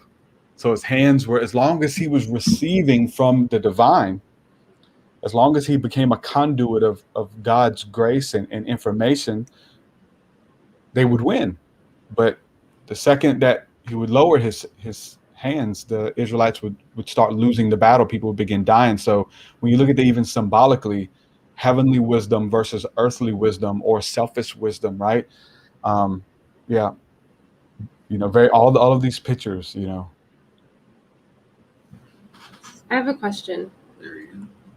How do you feel about, you talked about it a little bit with Blavatsky, but just like in your personal paradigm, what if there are contradictions that you come across, and it's like, hey, well, I was talking about this yesterday, but I feel a little bit differently today. Yeah. Like, how do you work with that transition? Yeah, that's gonna happen. If it doesn't, you're not growing, you're not researching, everything, you've got everything figured out. But to come, in the past, we would have to, me and Dell coming from the religious, you gotta come up, you have to have an answer, and or it's not true, or it's not, we got to see where this stuff came from, who was the the first time that this happened. So many people, even with religion and Christianity, they'll say a lot of people are leaving Christianity or have left because there's this notion of the zeitgeist, and that Christianity was borrowed from other religions. Christianity was borrowed from Mithraism, and then, well, that was borrowed from Egypt, and well, that was taken from Sumeria. So a real truth seeker, you want to go to the origins. Let's go to the origins, and see where the stuff originated, and get our spirituality from there, not something that's been changed and regurgitated. So, right. So there's a contradiction there that, okay, Jesus wasn't the only risen savior, or whatever it is, that you have a schism within your mind, within your congregation, if you will. So for me, how do I deal with it? Is just looking at all the information again, Blavatsky and all this stuff, and see the contradictions, but to see the, what makes it cohesive. How does this fit? If at all, and if anything, it would be your relationship to it. How is this helping you? How does this make you a better person? Even though, you're wrong and you're accepting something by faith, you don't know. I would say, look at the fruit and look how it's helping. I go on spiritual and new age shows all the time, and it's very, I'm open about my faith and my spiritual beliefs and stuff, and they'll say, okay, well, how do you maintain if Jesus could be fake, if he could have never existed, like do you not see that? Do you not read this other material? You say you read all material. Okay, yeah. So if he didn't, let's look at the fruit of what happens when I believe that God loves me, that God is a friend of mine, like through Christianity, right? At least the good aspects of what I pull from it. Light and darkness are in everything. So I understand when I find that I'm a friend of God versus I'm an enemy of God, or I'm alone, or the gospel of that, like Christ has cleansed me from all my past, present, and future sins that I'll ever commit, that I don't have to be ashamed of the person that I was, or anything. And so just looking at like what it does for you and being open and honest with yourself. I don't know that he existed as a human. That's where faith comes in. You know, I have to take that by faith. None of us know. Why? Because we wasn't there. There's a lot of stuff that we believe that we can't prove, or we've seen it on television, or it was told in a book, that we just take it for face value. And so, you know, that's how I look at it. That, okay, if this is contradicting, first of all, what makes it more cohesive is seeing other religions or other faiths or other people coming to a similar conclusion. And you would think that they would be against each other, you know, Christianity and astrology, astronomy, you know, Christianity and divination. No, they're not against. It seems like a contradiction. No, but they complement. They're one and the same. They go together. So that helps me. And again, just doing your own research and trying to you know, be honest of how it affects you, and that story and that situation. And that's just one. There's many. There's so much information out there that can cause me to doubt, you know, and cause me to doubt my situation, my experiences. Maybe we made all of this up in our heads, all of the demons. What if everything is in our head? We got to explore it. What if it is? Like, are you okay with that? Yeah, because it's, you know, we're at least exploring it. But it is all possibilities are there. They exist. They could be true, you know. And so I talk to people and on my podcast and have conversations and talk about stuff that I don't really believe in, and some stuff that I'm in more. I understand the psychology behind it and why these beliefs help you, why they serve you, why they harm you. Listen, if I know why beliefs harm people, then we need to understand why beliefs help people. And I know that every human is trying to make sense of death and the afterlife, and we want to know that we are going to exist after this. So we make up stories, we make up experiences. For me, the paranormal and spirituality prove that there is something other on the other side. But I know the pursuit in all of us that will lie to ourselves and believe something and make ourselves believe it, because without that, who would we be? What is the meaning of life? You know, many Christians, you know, feel that way. But you have to have something that once you make that assessment, then you're done. There is no more exploring. There is no more like tossing it up and saying, what if? But that's where we find the beauty of God and this life, is that there's nuance and there's more to it, that we can be saying the same thing and using different words. Like, to me, it's beautiful. And seeing where people who contradict one another can come together and find common ground. That's beautiful. Versus fighting, because Dell, we've been there. I know what that's like. Judging, thinking that we're right. So you have to know why it serves you, and we have compassion because we know why it serves others. We know why Christianity serves others. We know, you know, why they believe certain things. And I'm more into the psychology behind it, to be honest with you. because I know my own psychology behind my beliefs and my experiences. Again, when something pops into our realm, it gets fun because I didn't make it up. You know, I seen it. And then when you got more people that see it, you know, when other people are around and you all encounter it, like, hold on, something's going on, because we want that proof that life is eternal, that we continue after this short stint here on earth, you know. And I do believe that's the pursuit of a lot of mysticism, the majority of religion, and to be okay with that and to explore it, you know. And you're going to come up with contradictions, but whatever helps you, man, you know, I'm for it. Whatever religion that is, the spaghetti monster or whatever, you know, if it helps you like be a better person and navigate through these hard, trying times that we're in, I'm for it. And it's good, you know, because it's helping you and it's helping others and it's helping you maintain. And, you know, so. I'm still laughing at spaghetti monster.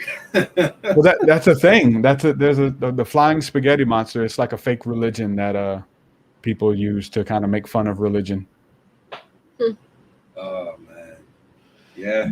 Whatever gets you to that place of love and acceptance for yourself and for others, that's the way to be. And all these different things, and just this conversation that we just had together is showing you the potentiality of a new world in which you can be able to explore different beliefs and also to be able to integrate it for your own beliefs, because there's truth everywhere out there, and just find your truth, what resonates with you. Yeah. We don't need to convince anybody to believe our truths.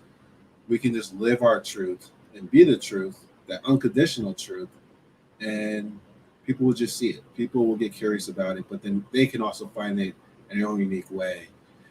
And without judging each other, accepting all of our truths and just coming together in this universal truth circle and having fun, we get so much information and expand, because that's what we're all looking for. And like you said, that afterlife thing, the afterlife, well, it's not afterlife things, the afterlife certainty, that's something that is in all of our minds, especially during these times too, with COVID out there, where that death, that fear of death that a lot of people have, is starting to come up. The fear of that afterlife. Am I going to be tormented for the rest of my life out there? And for myself, I got curious. I started to hear more about near-death experiences, what people had.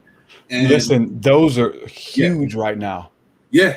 Huge right now. And for good reason. The state of the world. You know, people are curious. They're Googling this stuff. Yeah. Yeah.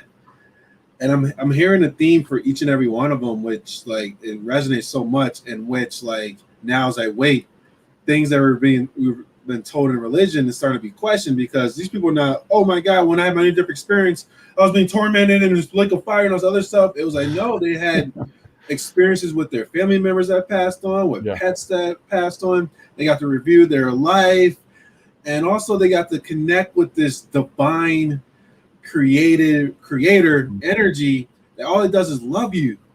It doesn't say like, hey, remember that time you did that one thing? I'm going to punish you forever for that one little thing. And we punish ourselves way more than what the creator is going to give to us in this afterlife. And to be truth be told, we are our biggest tormentors. We are our biggest angels. We could be our biggest demon and devil in our life as well, and it's our choice. But to really bring into this new awareness that this divine creator loves us so much, it created us, each and every one of us uniquely, and it just wants to love. It's not gonna get the belt and whoop us, or the universal infinite belt and whoop us when we pass on, but no, we get to merge back to where we came from. That's good. I mean, and I like to explore everything you said, you know, on my podcast, and I have those questions. But again, there's a lot of the spirituality and the experiences, near-death experiences that I believe in and love to hear. But I'm a skeptic, and me being a skeptic has like allowed me to experience some really cool stuff, you know, because I wasn't fooled. I didn't want to be fooled. I know that I wanted something to happen, or I want to believe in something. Like I want to know it. I want to experience it tangibly. So for many people, it's a different. They only need one thing. You know, it's the Bible says it, so I believe it. I'm going to heaven. Life is eternal. Boom, that's it. For other people, you know, it's the near-death experiences. Like I get messages from people, and I guess they think I believe everything that my guests say. You know, you kind of get lumped in with a lot of that kind of stuff. You believe everything? No, I don't. I believe that I want to know the psychology behind it, of past lives. I say it, I'm a huge skeptic of past life reading, like past life regression.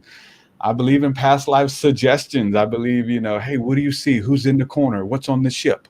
Okay, what does the alien look like? Look into his eyes. You know, there's a lot of coaching that goes along with.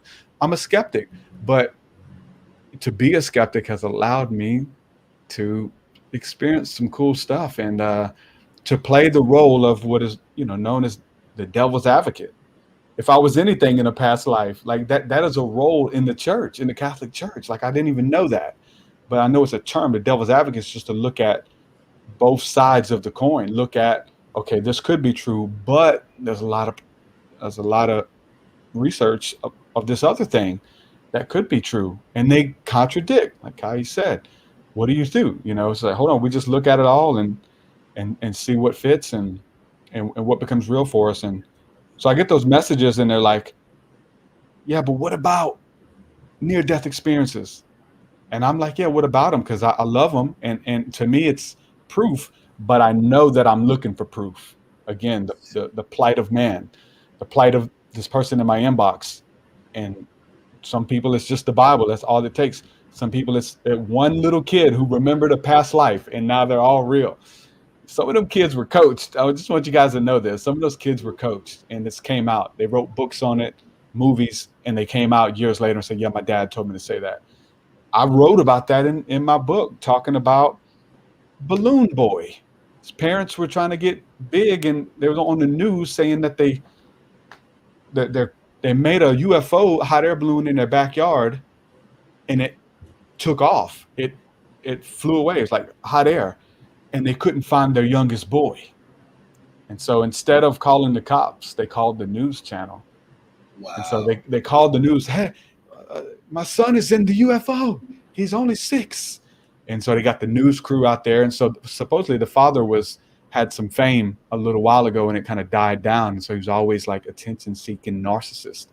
Come to find out, they brought it down. The helicopters, news crew, police, fire department, everybody's trying to get this thing because the little boy's in it. And they catch it and they bring it down. And they open it looking for the little boy, and he's not in there. They get a call from back home. The son was hiding in the attic the whole time. Oh, he was at home. Oh my God, he's okay. He's at home. He played a joke. He hid from us. Months later, they're doing news interviews, and he's on CNN and all these talk shows. And they asked the little boy, he's just a little kid, he said, son, why were you playing a trick on your family? Why were you hiding in the attic? And he looks, he says, because dad told me to. And the dad's like caught on national TV. He's like, what? No, I didn't, son. No. He's like, yeah, dad told me to, but he knew he was in trouble because he wasn't supposed to say it. So very awkward. You know, people do things to believe stuff and to have other people believe it. And the dad ended up having to pay, you know, for the time for the police to be out there and all the gas. Like he had to pay like fines for that, and he got in trouble.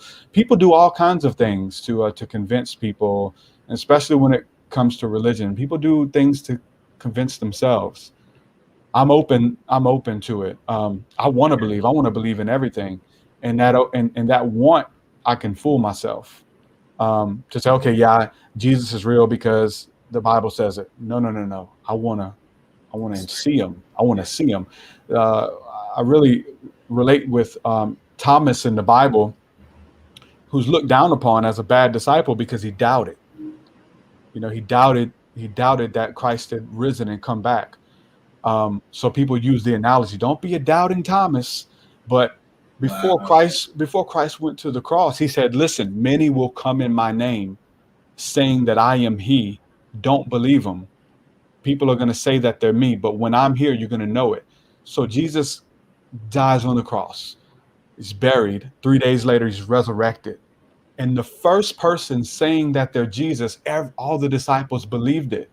It's him. It's really him. He's back. He's back. So when they bring this to Thomas, Thomas is like, hold on, y'all. Like, he told us that people were going to be out here trying to deceive us, pretending to be him. I'm not going to believe until I put my fingers in the holes of his hands and I see where they crucified our Savior. And because his doubt, his skepticism opened the door for an encounter, because he was able to see the Christ, and he showed him his wounds, and he was able to put his fingers and say, it is the Messiah, it is him, because he was able to touch and see. And so maybe everybody else didn't get it because they just believed at face value, it's him, looks just like him. But he actually got to touch the Messiah and put his fingers in the holes in his hands. And so that skepticism, that doubting, opened up this supernatural encounter, if you will. And so I really resonate with that, not just to believe anything, but to want to experience it, to want to encounter it. And so the near-death experiences, like, we got to try to explain them away. We got to do both. It'll drive you mad, it'll drive you crazy. But if you're really a seeker, you want to know the truth. Yeah. Like, are these made up? There was an interesting episode of the Joe Rogan podcast, and Joe Rogan was talking to David Blaine, and David Blaine does all these feats where he almost dies. He almost drowns himself. He's going without oxygen. He's freezing himself to death. Mm-hmm. And he talks about getting inches away from death. And one thing, and he's trained himself in this kind of realm to get used to it and come back and explain it. And he says that it's kind of weird because he'll lose control of his body, and something happens, is what they say, what happens when you die anyway, is that your brain releases DMT. Okay. And it is to kind of facilitate this blissful, heavenly, ecstatic encounter that before you die, you are seeing loved ones.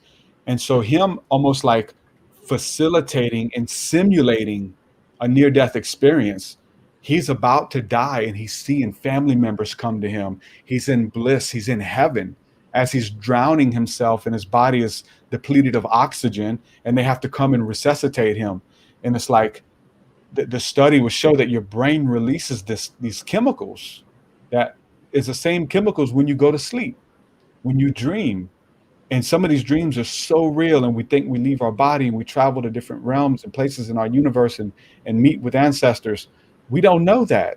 It feels like it, but so to hear that story and to know that that is something that happens, the brain releases DMT when you're lack of oxygen, and that facilitates these experiences. We do that through breath work and through holotropic breathing and so much stuff. To just ignore that and go ahead and say, yeah, all these near-death experiences are real. Whatever you believe shows itself to you. To the Christian, they went to hell. Yeah. Listen, I lived a life of sin. I was stealing money. I was unfaithful to my wife, and nobody knew it. Yeah. And I was dying, and I encountered those demons that I had been entertaining my entire life. I don't know, but we got to be able to have this conversation. It's a beautiful conversation. It's interesting. And then when you've had it, then you can make an assessment. Or you can just be left in the awe and wonder and the mystery, and never come to a knowledge or a strong yes, and be okay with it. Yeah.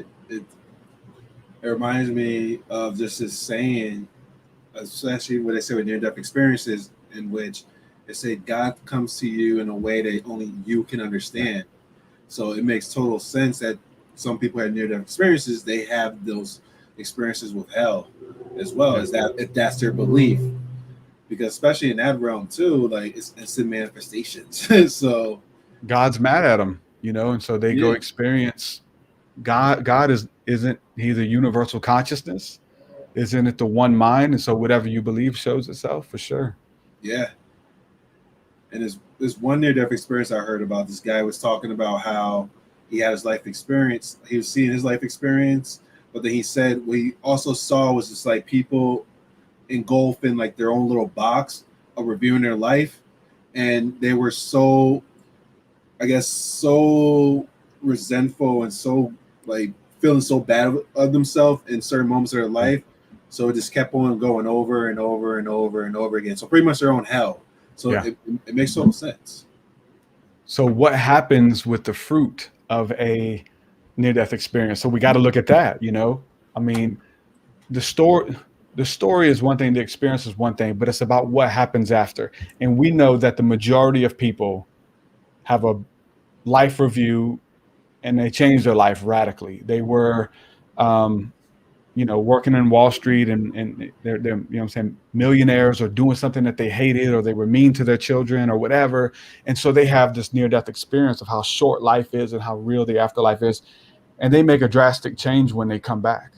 You know, something happens where they write the book. And yes, the experience is fun. What did you see? What did he look like? Was it Jesus? No, it was Buddha. Okay. And so whatever. What happens on the other side? I valued every moment. And so we're in these places to where like David Blaine, we simulate near-death experiences. Like, you guys are big on mushrooms and I am too. And so, this person was in my inbox the other day, you throwing all of these things at me as proof. What about the beings? You said you encountered beings on psilocybin, right? Yes, I did.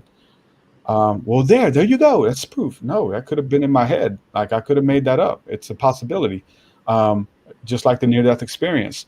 But what about the fruit? Listen, when I left that psilocybin journey, my life and what I did, how I treated my wife, how I treated my daughter, how I treated time, how I treated every breath. Listen, that's where something happened. Something tangible was taken away from that experience, So essentially those encounters can get scary, and just you touch what seems like the place you go when you die. It really does. It seems so real, and it probably is, but we don't, to say for a fact is very naive. But what comes from it is the big takeaway. And I tell you guys right now, last couple of days, I've been broken. Like, I've been, I had a near-death experience the other day, that I didn't foresee. Like, I live every day with gratitude. I try my best. There's reasons behind that. I value everything. I try to be mindful in the moment, and I'm thankful with everything. It is my spirituality, is gratitude. But me and my wife got COVID together, and it was scary. And we were sitting there coaching each other on how to breathe. So I didn't know. I'm already spiritual. I'm already deep. You know what I'm saying? I'm already connected. I'm already in tune. But to have that, happen, it wasn't real to me. Like, it wasn't real. It's a conspiracy theory. People aren't getting sick. I'm young. I've been vigilant with my health. I've been working out. Haven't had soda, pastries, bread, fried food in like 3 months, and I'm dropping weight. I'm feeling good. I'm in the gym, and so it's like, yeah, when this thing, if it does come, I'm good. I'm taking care of my temple, and it didn't care. And so we had like 3 days that were, scary, like wanting to go to the ER and all that kind of stuff, and we can't breathe, and uncertainty, and death, and you contemplate it, you think about it. And I do that every day. That's what I do for a living. I talk about the afterlife and all this stuff, but to have it present, and then to get better, and now that's behind me, and it's a blessing. It was a blessing in disguise that we got to experience it. It's mindful. Maybe I can tell people just to take care of your health, because I got family members dying, that's on top of it. So we didn't die. We're still here. You know what I'm saying? I still have breath in my lungs. I know what it's like not to have it. I know what it's like to struggle to breathe, or to think that you're not going to make it. And so that's the beauty of each breath in breath work.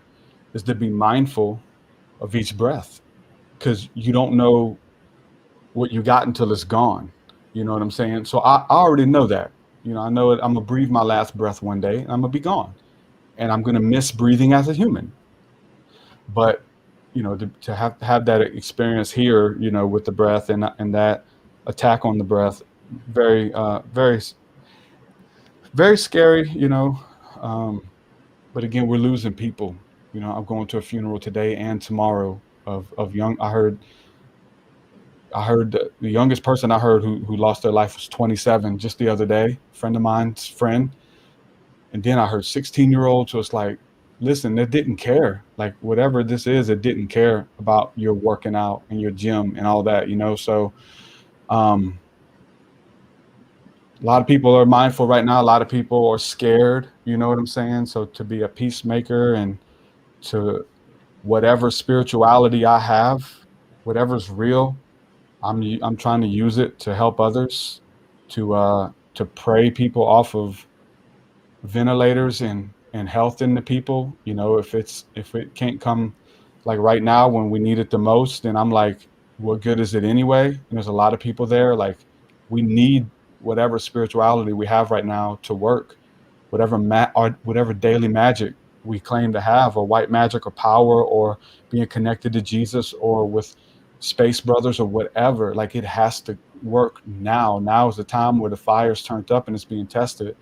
And so there's a lot of people who I feel like should still be here, and they're not, you know. And it's scary, but it is that near-death experience, you know.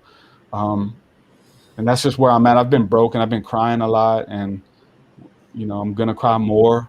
The Bible says to weep with those who weep and mourn with those who mourn, and just be a peacemaker and stuff. And I'm trying to, you know, be, you know, as strong as I can. But it's very scary.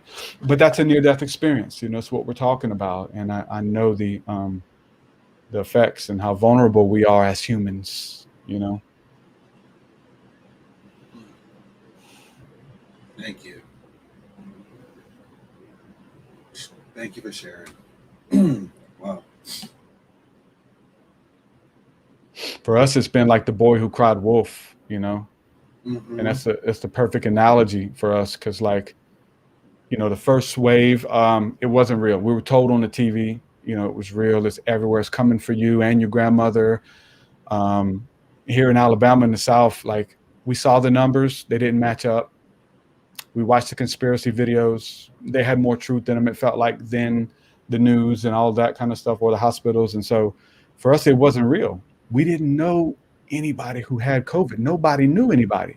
We're hearing numbers and we're seeing, you know, television and all that, but we didn't know anybody. And people who got it, they just had the sniffles. I got it, man. I got diagnosed. I had body aches. Okay, wow. So it was fake. We didn't wear masks. You know, it's this and that or whatever. And, you know, the story of the boy who cried wolf. Now we're in the second wave. And, you know, the story of the boy who cried wolf is that he's watching over the sheep and watching over the city. And when the wolves come, he has to yell. He has to go get help, sound the alarm. So he's playing the joke on the people. And he yells, wolf, wolf, there's a wolf in the city. And all the townspeople come to defend the sheep and to defend the city from the big bad wolves. And so, but he's playing a joke. So all the people come, leave their jobs, and there is no wolf. And he said, I tricked you. Just wanted to see if you guys would come. You can't be doing that. This is a serious matter. So they go back and do what they got to do. He does it again. He's little boy's a trickster. He cries, wolf, wolf's coming, wolf's coming. Everybody stops what they're doing and runs to the city, take up arms to defend the sheep from the wolves. And he's played a trick on them again. Tricked you, got you. Third time, the wolf really shows up. There's a wolf coming. It's the first time it's ever happened. There's a wolf. So the little boy runs and tells everybody, the wolf's here, the wolf's here. You're not tricking us this time. There are no wolves. The wolves aren't coming. Get back out there and watch. No, we need help. Wolves are devouring the sheep, running rampant through the sheep, because the little boy cried wolf and nobody believed him because he had been crying for months. And that's what I feel like's happening for us. It's happened to me. You know, we thought it was fake until it wasn't real, until it was real. It wasn't here until it was here. And it's here now, you know, and it's very scary. It is very, you know, we need to be mindful. We don't need to give in to fear. You know, we need to enjoy every moment, you know what I'm saying? And pray and love those people. Like you were never promised tomorrow. 10 years ago, you wasn't promised tomorrow. Yes, today, you're not promised tomorrow. That doesn't change any, that has always been there. So that's why it really didn't have an effect on me, because like I've always carried that.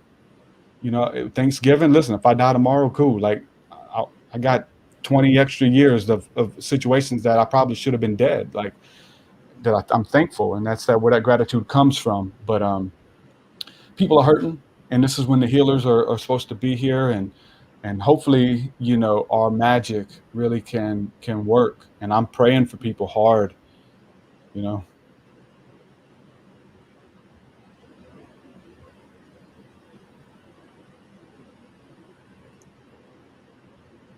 I know it's not fun, and I know a lot of our work is connected to conspiracy and ETs and channeling and a lot of stuff like that kind of overlap. So we have a lot of audience who are into a lot of that stuff. I do anyway, and they lash out, you know, unfollow, make fun of you, you know, I got made fun of for getting COVID, and, you know, they're like, now you know what the flu feels like, don't you, brother? Congratulations at being part of the 0.002%, you know, death rate, and you survived it. It was like, nah. When you sitting there holding your wife's hand, coaching each other, that ain't no flu, man. It's not the flu. It's the flu on steroids. Yeah.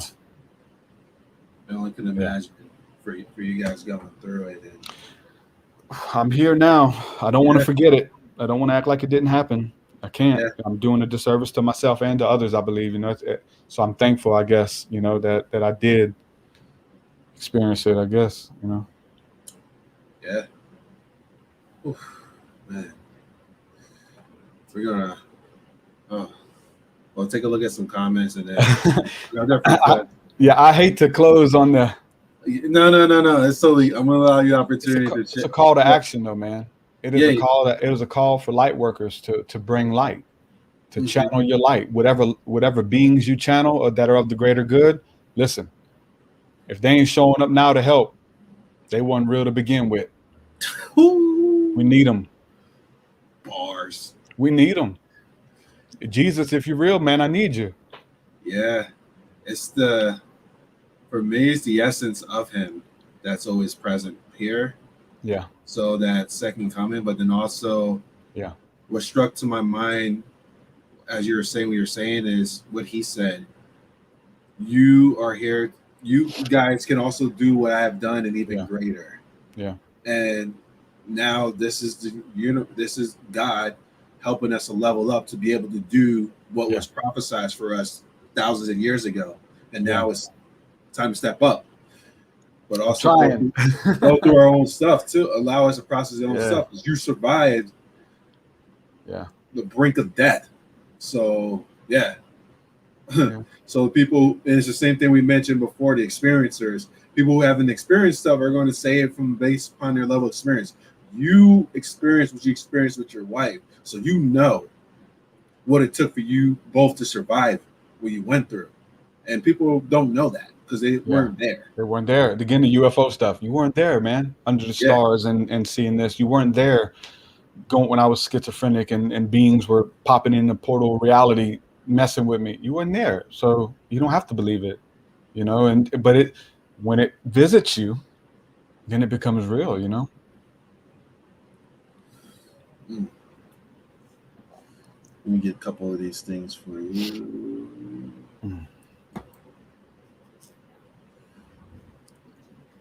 Prayers work miracles. Glad you and your wife are okay. Yeah, that showed me how many people that we had in our corner. And that was encouraging for sure. You know, as many people who messaged and commented and things like that. That was super encouraging, you know. That's it. Help my wife beat it. She got it bad. But I was with her right next to her side. Soulmate infinity till the end. Or they're showing up. Yes, they are. Oh, that was probably about the higher beings, light beings. What if we are those higher light beings that we always call out to for the support? What if they already are here? What if we're just remembering who we are and remember who we are and integrating that we're here? Yes, yes. Is not one alone with the consciousness, an example of Jesus, but it's all that have to tap that consciousness in order for the prayer to actualize. The more, the merrier. Amen, brother. Oh, I had a feeling that this one was going to be longer than our normal hour time, and it was way worth it. Thank you. Thank you so much, Truth, for sharing yourself. And once again, this is part 2 of our conversation together, just on a whole nother level. Lots of insight. Yeah, the first one was good. We went for a long time too, didn't we? Yeah. Even after, I know we did at least 2 hours, but even after, I think we talked for 2 more off air. Yeah. These are the type of conversations that I love to have, because together we're able to shift the collective space and the collective energy. And your message is powerful. You're walking and embodying your truth and continue to expand with it. And it's definitely needed for not only for yourself, but for all of us. And just thank you. Thank you. Thank you guys for having me and hosting this space and impacting people, man. Yeah, we need it now more than ever. It's time, to show up and call upon your higher power and embody that. You know what I'm saying? Like, again, with that comment there, from saying that it's not Jesus, but that the more the merrier to actualize this consciousness, right? We look at Jesus is definitely that. And the church is supposed to be that, right? It's because we're called the body of Christ. And so every part of the body represents a different function: hand, eye, foot, nose, mouth. And so everybody has something to offer to the collective body. And he said that as 2 or more come together in his name, there I am in the midst. So what you're seeing is 2 people come together forming the body of Christ. So Jesus being here almost channeled through the collective, carrying on in his word and the things that I've shown you, embodying it yourself, channeling that, if you will. It could look like Voltron. It can look like Power Rangers, how they all come together and they formulate a Megazord. The Megazord is essentially Christ, here to do warfare with the bigger entities. You know what I'm saying? When they grow and they get too big beyond you, we come together, we formulate him here, if you will, and the body of Christ and everybody coming together. What is that, Captain Planet? Y'all remember that one? So when they put their rings together, they all had the ring, like earth, air, fire, water, and whatever. And Captain Planet, he showed up when they all came together on one accord. That energy, that essence shows up. Listen, that's what principalities and powers and larger entities that are engaging the world above us that we can't really see, but they're there. They respond to the actions of the collective. And just as we're going through a spiritual awakening and the planet is going through a spiritual awakening, the same dark night of the soul that I went through and you guys went through, the more people that are having that happen is the planet having it happen to it. So it is the micro, you by yourself, but also you're not alone. Everyone on the planet's going through some type of awakening. So similar experience with politics and after politics came spirituality. You know, I have to change myself. I'm not finna vote nobody out. I can't vote evil out of the world, but I can be a change and take responsibility for my actions and for my family and for my platform. And if more people start understanding that through awakening, that's when we'll see global change happening. If more people within themselves become 51% good versus 51% evil, that if we all do that, that's shifting the entire planet to the greater good, to take that next step with our ascension as a collective. And we're helping assist in that process for sure.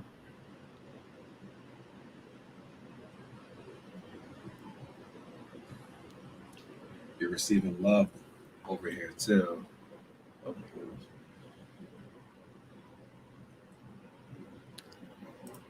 Gavin says telepathically praying to the elements because the Elohim knew that there were to not be, I don't know, succumb by the wickedness of anti-elemental force. Prayer is more powerful than 100 human-centric utterances. See. Al says, thank you for letting me be a part of your journey and inspiring me to keep going, never give up, speak the truth, peace. God bless you all. Yeah. Nate says, yes, it's the Christ consciousness that the man Jesus embodied. So indeed, we do all have the ability to reach that consciousness. We do all have the body of Christ inside each one of us.